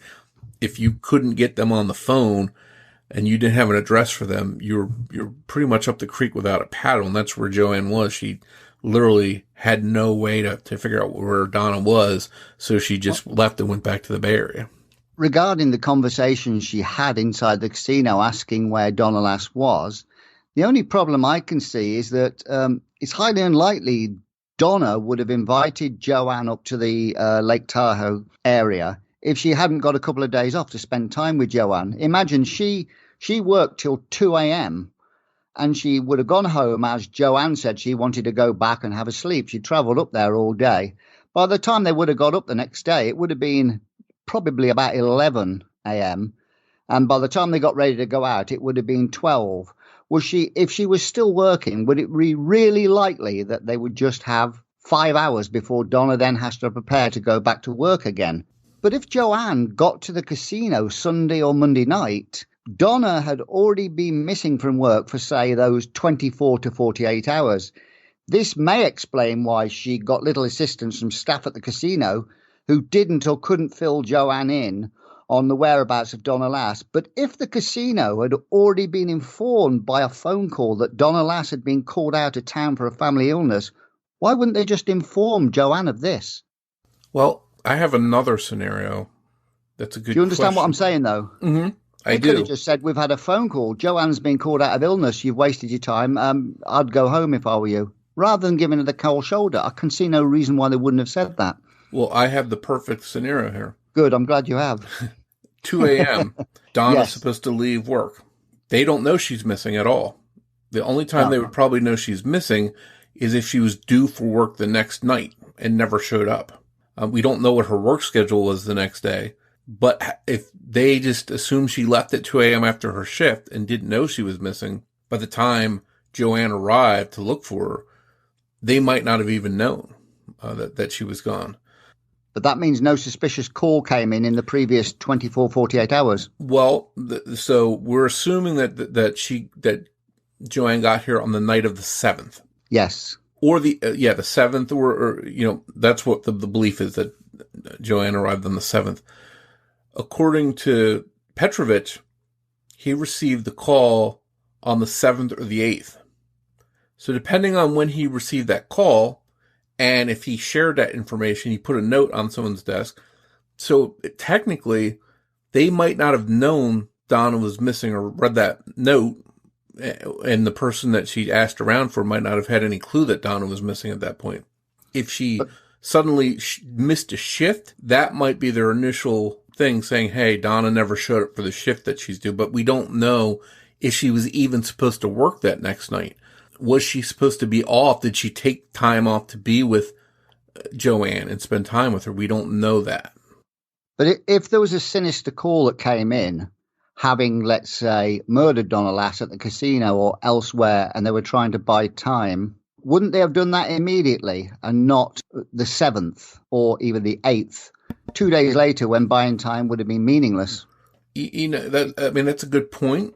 At the same time, if I trying to put myself in the shoes of someone that did something to Donna.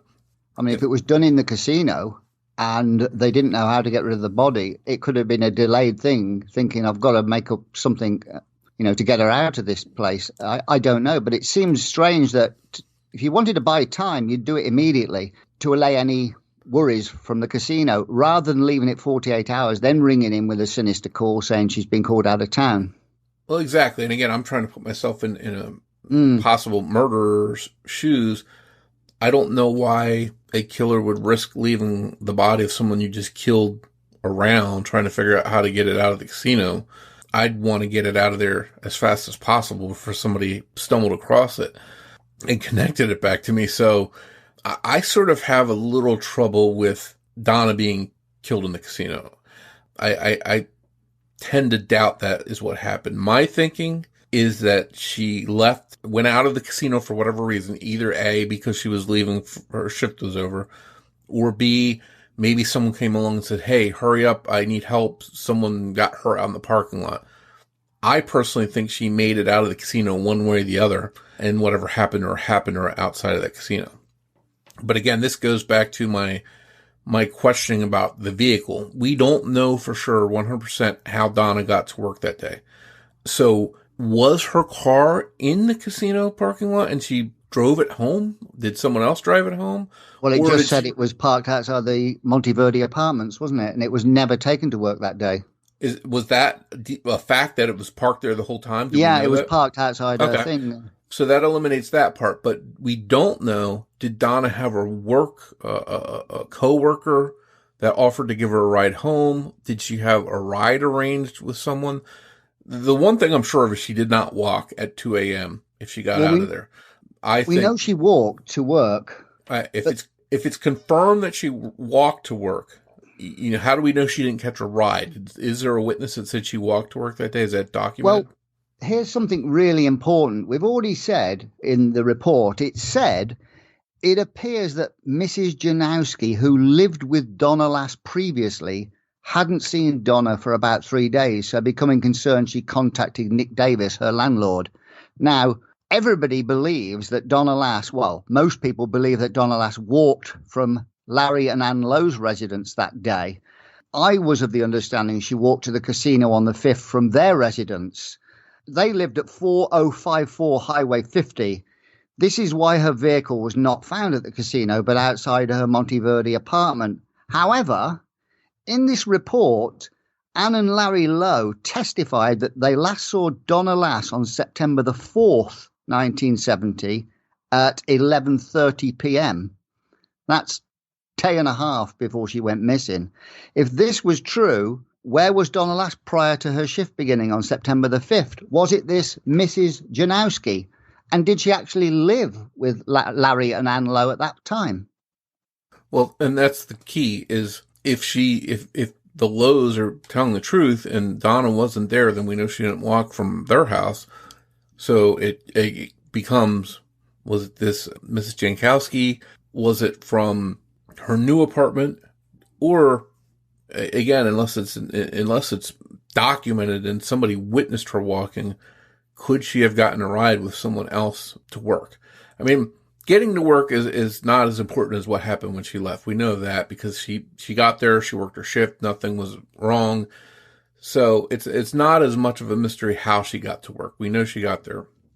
But the person who gave her a lift to work might be the one who was collecting her at the end of the shift. Exactly. So that part is important. But what happened when she left? If Donna did leave, let's say she made it through her shift and that scrawling off the pen mark is just a coincidence.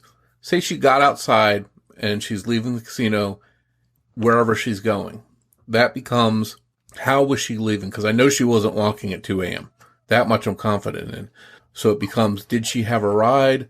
Was she going to do what Joanne thought and hang out till it became, sunlight out and then she would walk? I don't think we know that. And I'd like to know that, because if she had plans to catch a ride with someone, we need to identify who that person was. And she normally, as Joanne said, stayed back and had a few drinks and sometimes gambled. But clearly she didn't do it that morning, because the police surely would have interviewed the casino workers and asked if they saw Donna after around 1:50, which clearly they would have said no, wouldn't they? Well, and to be fair, we don't have access to all the police reports. We have this one condensed article from this private investigator's report. That's all we have. So we don't know what else is in the police reports. Maybe they did question all these people and they didn't see her. We don't know. It's really confusing, isn't it? Unfortunately, it answers some things, but it just causes more confusion on other things. The report also says that Donna dated a Keno writer, it says. I think that meant Keno waiter. His name was Tony Chapman. He lived less than a mile from her Monteverde apartment. However, he stated he didn't date her. He just had a few drinks with her after she got off work. Again, backing up Joanne, that Donna Lass often drank with people after work and into the early hours. There is every possibility that Donna never left the casino alive that night, and the pen trailing off the page stating patient complains of may be misleading, as you pointed out earlier. Yeah, and that's where some confusion comes in. If is it just someone scrolling down something real quick because they're in a hurry, or did they get attacked while she was writing it? That's what the question becomes. I mean, it would have been nice to know if there really was a sinister call. On the Lake Tahoe police official site, they actually believe there was a call. It also says in the report, Mike, that Douglas County Sheriff's Office Deputy Joe DeLaurie stated he had received a phone call from a man in Sacramento who did not identify himself and wished to speak to the investigator in charge of the case of the subject. This party stated he would call back at noon after learning that the investigator was not in. This call was received at approximately 10 p.m. on September the 22nd, 1970. Did you want to comment on that little section? Yeah, the thing in particular, and we don't know if this is anything important. We don't know if this is anything sinister. We don't know if this is the Zodiac calling. We just know that a man in Sacramento who did not want to identify himself wanted to speak to someone about Donna's case, and that this person would call back at noon when the investigator's in, but he never came in. So the date on that is September 22nd, 1970. It'd be interesting to see if there's anything that lines up with Zodiac's letters around that time. But is this someone that had information about the case? Was this someone that was hunting to see what they knew? We just don't know, but I found it fascinating that someone did call in about the case from the Sacramento area. to speak to the investigators, but then never called back. Unless he knew Donna and wanted to find out some information on if there's any progress in the case. Yeah, it could have been something completely as simple as that, or maybe they knew Donna and had, wanted to offer whatever help they could, but then decided they didn't want to get involved, or maybe there was something more sinister to it. We just don't know, but I just thought it was interesting that a caller called in and never called back. Yeah, there could be an outside chance it was the original caller playing games, but it's hard to say, really, isn't it? Yeah. One other interesting thought that I had was just a specific interaction involving a woman named Jane Allen, and I'll read from that section. It said, one observer, Jane Allen at 4180 Saddle Road in South Lake Tahoe, stated subject on occasion had drinks with her after hours, but was not a close friend. So she essentially hung out with Donna and had some drinks once in a while, but wasn't close. But in her testimony, she saw Donna Lass on Wednesday night, September 9th. So this is where we're really getting some confusion here. She saw subject on Wednesday night, September 9th. Now, by subject, is she talking about Donna Lass at this point? Yeah, she's talking about Donna Lass. I think they've got the dates wrong. Okay. They thought they saw Donna Lass on the 9th, but it was the 2nd. They got the week wrong. So if that's correct, the dates are wrong. But what she's saying is that a man named Dwight Stogsdale was driven to San Francisco to join the Army. So he's probably taken to the base and they're going to swear him in, whatever. When police were investigating, she called Dwight on September 19th, 1970, and he stated to her he had not seen Donna since the Wednesday he was driven to San Francisco. And the report says, we believe Miss Allen was mistaken by exactly 1 week, and that she had referenced trip of September 2nd, not the 9th. So obviously this would be a big thing. If somehow she saw Donna Lass on September 9th, that was after she went missing. But they believe it was the 2nd. So let's just go with... But she testified that Jane had a card from Dwight stating that he had seen her on the 2nd when subject and Tiki had driven him to San Francisco. But that would mean that Donna Lass had gone in the vehicle to San Francisco on the 2nd, wouldn't it? That's correct. So, but then why didn't she drop in and meet her friend? We don't know. Maybe she didn't have time. Maybe I don't know. But there's an important clue there. I don't understand about this card. She had driven to San Francisco. Let me just skip down here. But it would make sense that Joanne knew nothing about these people because it didn't concern her. It concerned Donna, didn't it? Exactly. But and now this is where it says references made here to the conference with Joanne Goettsche, who lived on Marco Way in San Francisco.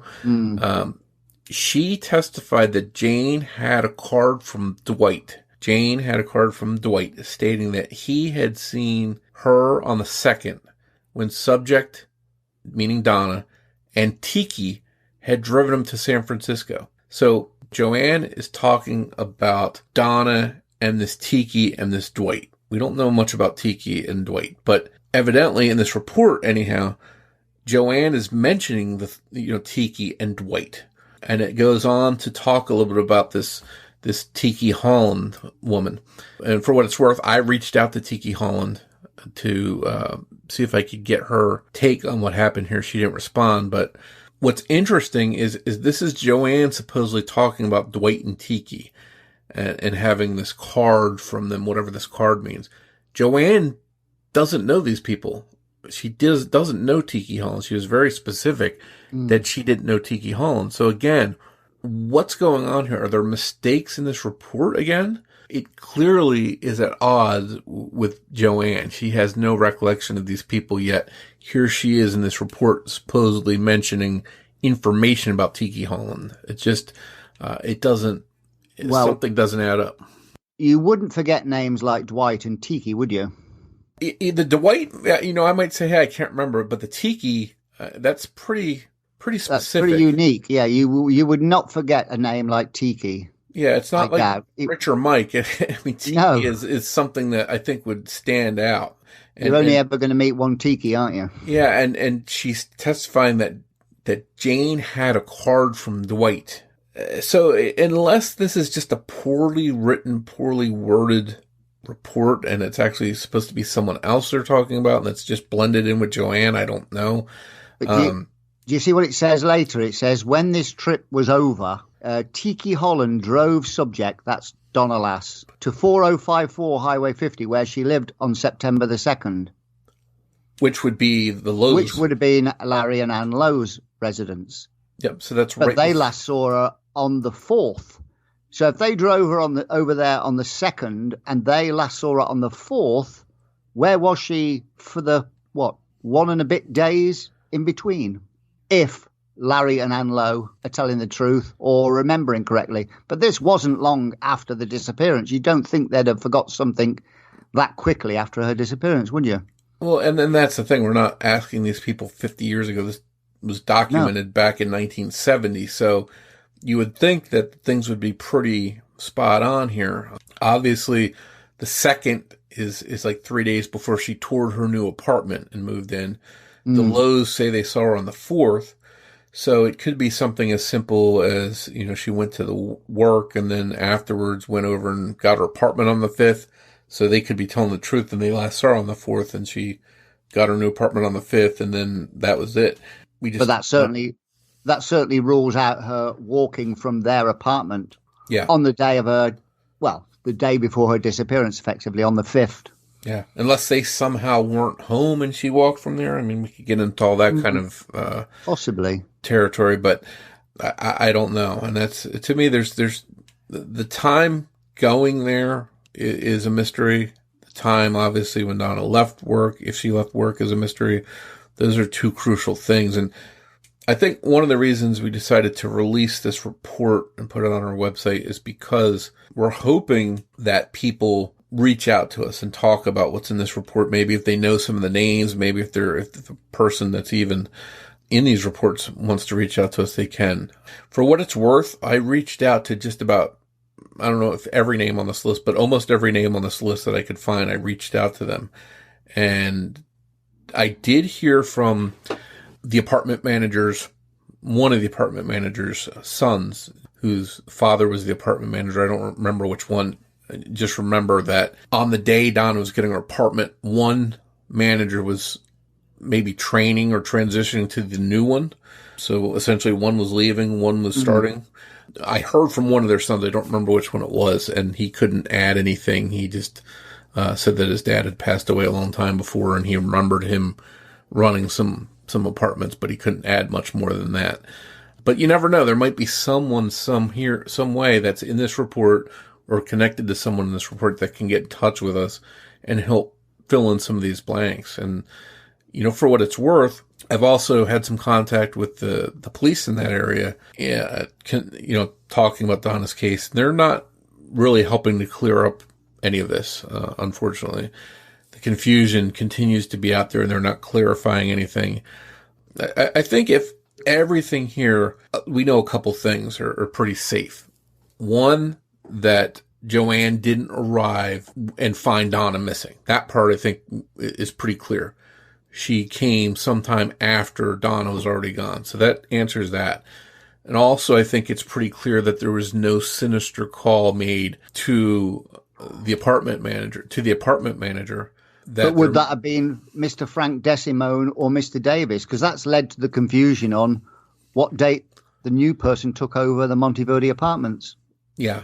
And according to Davis, he's mentioned the most in her as having the most involvement in this case. And it was his name that was used for the call. I think at the very least, we know that he didn't get a sinister call from someone saying that Donna wouldn't be back at work. Any interaction he had regarding Donna Lass and being ill had to do with the security office or the police. So I think at the very least, we've solved a little piece of the mystery. So now we are just left with that. Who was the caller originally to the security office? And, was that something where there was just a mistake in dates and there was no sinister caller? Or is it, someone that really did call in with that false information? That's the big question, isn't it? Whether a sinister call ever happened. That's the big question. It would be great to clear that up. Why do you think, Mike, that the Lake Tahoe Police Department haven't released the police reports after this length of time, over 50 years? Don't you think they could easily redact names of people who are still alive and release this now? Because the point has come where there's no point in holding this back anymore. I don't have a good answer for that. I don't know. You would think if Donna was alive, she would be, 75-ish? Yes, she would be 76. Yeah. So yes, she just turned 76. Yeah, so if she was alive, again, I think the odds are against that, but if she was alive, she'd be that old. It's a very good possibility that she met with foul play, that whoever was responsible for that foul play would not be alive. So why they wouldn't release information like this, I sort of get frustrated in cases where they don't release information after there's no way it can be, if the Zodiac case, just take that for example. Let's just say another 10 years goes by. There'd be no way that this person can be alive or that they would even face justice, even if they were somehow 100 years old. So I don't know why they don't eventually release case information, but sometimes they don't. It's very confusing, and sometimes the public can help, can't they? Yeah. And it's sort of a good segue to what we were just talking about, sort of that we didn't have on the air, is how the city of South Lake Tahoe Police Department has a page at cityofslt.us where you can go to and look at cold cases they have. And they have a section on a few different missing people or homicides from their cold cases in their city. And one of them is Donna's, but when you click on it, it doesn't lead to anything, which is frustrating. There's nothing there. But you and I were both thinking that we remember it mentioning that the landlord received a call from someone mysterious. So if the police department that has the case had that on their website, you would hope that was accurate, but we just don't know what they were going by, how they put it on their own website, that it would have bad information. We can't check it because the information's gone from there. Well, I don't know where they got the information from, but it seems from this detective's report, they've got one portion of that wrong. Yeah. And just as a side note, this is an interesting detail.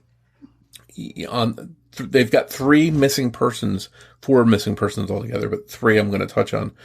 You have on their website still there. You just can't click on them because nothing happens. But the 3 cases are Donna Lass, Charles Hollingsworth, and Richard Streel. A couple of interesting things. Now, Charles Hollingsworth lived, I want to say, a half mile from Donna's new apartment, and he vanished very shortly after she did, which I think is interesting.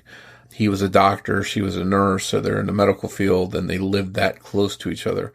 It may have even been closer than that. I don't remember his exact address, but he was living on her road very close to her. So just to have 2 people go missing in that area, both in the medical field, both missing weeks apart, just always jumped out to me as strange. I don't know if they knew each other, but it just seems weird.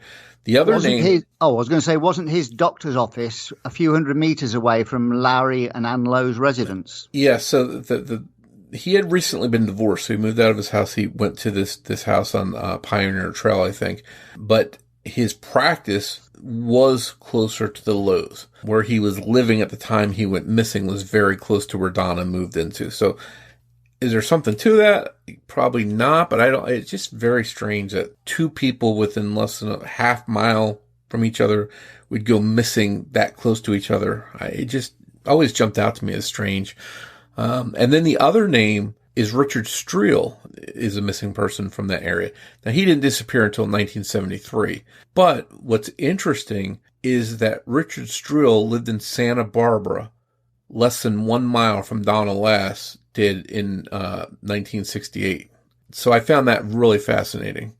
Here's this guy that lived less than a mile from Donna Lass in Santa Barbara, 6 hours south or whatever. And here they are missing from the same city up in South Lake Tahoe. Again, did they know each other? I don't know. It's just very interesting as well. I thought that was, just something that popped out to me. And the killer would have to be connected to all locations as well, wouldn't he?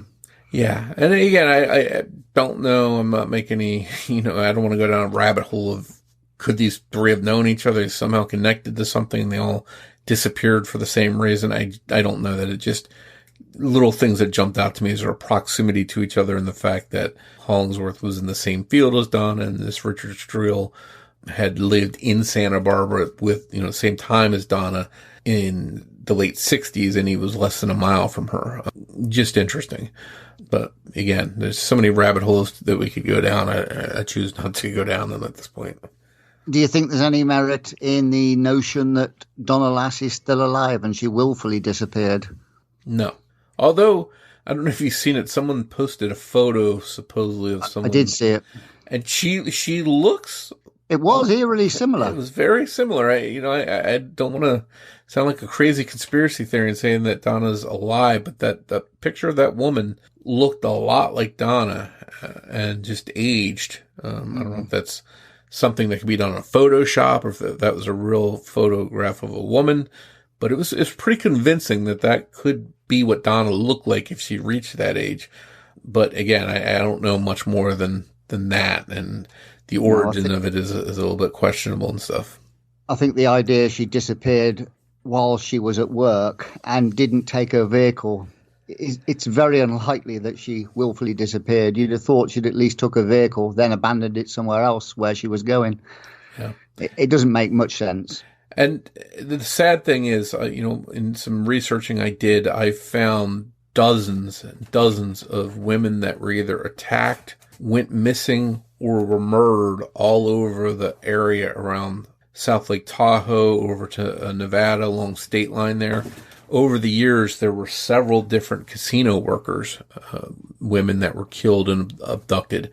So there was more than one serial predator operating in that area. In fact, a couple of them were identified using DNA. So how many of those cases might be connected, we don't know, but it's possible that Donna was connected to one of those other people. Well, one was solved a few years ago, wasn't there? Two women were murdered by one guy, and they found him a few years ago. I can't remember his name offhand. Yeah, they found him with DNA, and then, there were actually one case I'm thinking of, the names escape me, but two women that were friends that worked at the casino both disappeared at the same time. They told the babysitter or whatever that they had met some rich guys, and they both vanished, and they were found dead separately in the area, but, I think several weeks apart. So it was definitely a dangerous area, and definitely it's easy to see a scenario where Donna met with foul play at the hands of some dangerous predator. And again, to me, the most interesting thing comes down to that phone call to the security office. Is it real? Is it someone saying, Donna will be gone, there's a family emergency? That points me to thinking that it's someone in her circle, because I just don't see a stranger that attacked Donna needing to do that. But then it comes down to, is that call even related to Donna's disappearance, or is it the mass confusion we talked about between the security office and her landlord? Well, if a call came in, I'm absolutely certain that it'd be somebody that knew Donna Lass and needed to buy some time. But my impression from what I've read is there was no sinister calls laid by anybody to the casino or to her landlord. So as much as this sinister element adds to the mystery and mystique of this case, I'm not quite convinced there ever was a phone call. Yeah. But, it's very frustrating.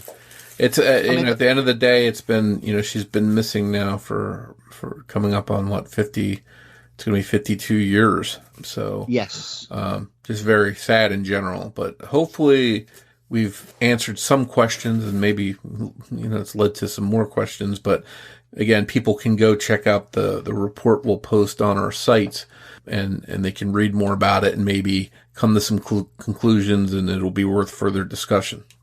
Do you remember me mentioning to you about the Trudy Ann Hyler murder? I do. Because she went missing from the Calneva Lodge and Casino only 10 months after Donna Lass. And if you remember, she was reported being bundled into a vehicle in the parking lot of the casino. And this is not far. This is on the northern tip of Lake Tahoe, just 3 miles from Incline Village. But somebody was arrested for that. And the person who gave the report of her being bundled into a vehicle was actually the murderer of Trudy. His name was Michael Anselmo, and he was released a few years back. He spent 47 years in jail. Yeah, before I being released. remember him. And he was a busboy, but I doubt that's connected. I mean, was there a chance he killed 10 months earlier? I don't know. Yeah. It's just, again, it's, that area where Donna lived and worked is not a huge area. It's not by distance. I think it's less than 10 square miles an area right around there. So for that many people to have been abducted, murdered, foul play, that's pretty troubling.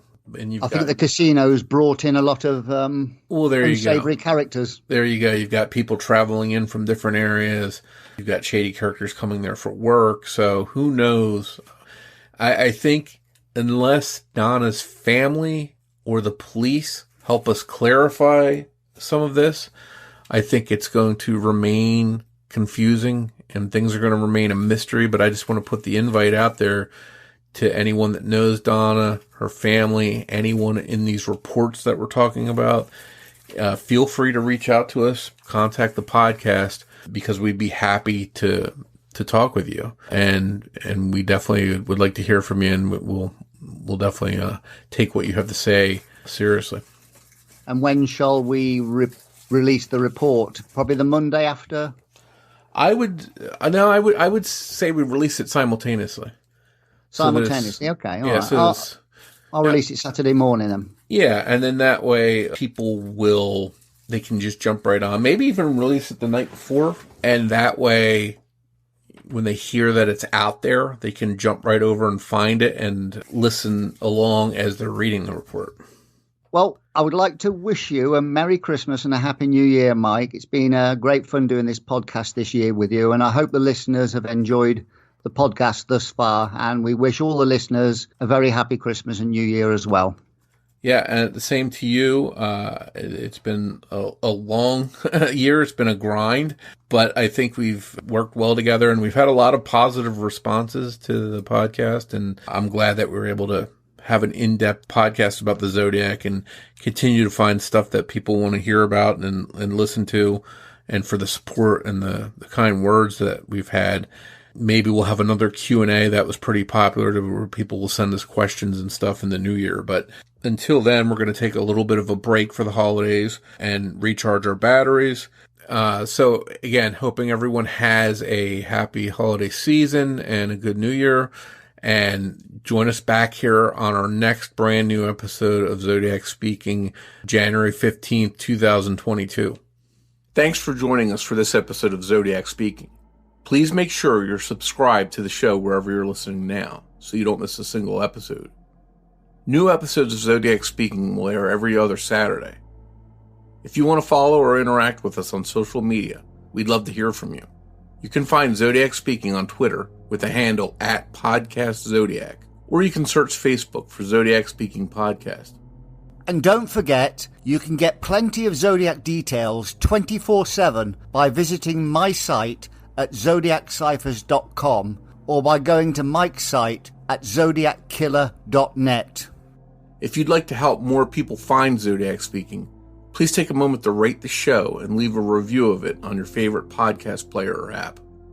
As we wrap up this episode, Rich and I would like to play a preview of a true crime podcast we think you'll like. It's called Worse Than Fiction. Be sure to give it a listen. On behalf of Rich, this is Mike Morford, and I'd like to say thanks again for listening, and we'll see you on the next episode of Zodiac Speaking.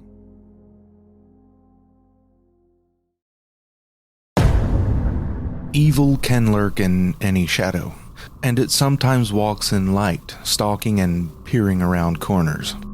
More often than not, evil is a person you know, a person that you'd never suspect of being involved intimately with a heinous crime.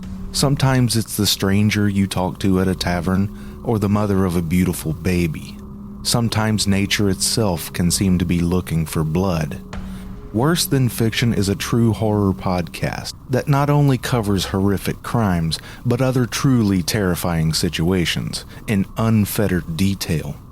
You can find Worse Than Fiction on all major podcast platforms, including Apple, Stitcher, Spotify, iHeartRadio, and pretty much anywhere else. I'll warn you though, I don't spare any details. it's not for everyone.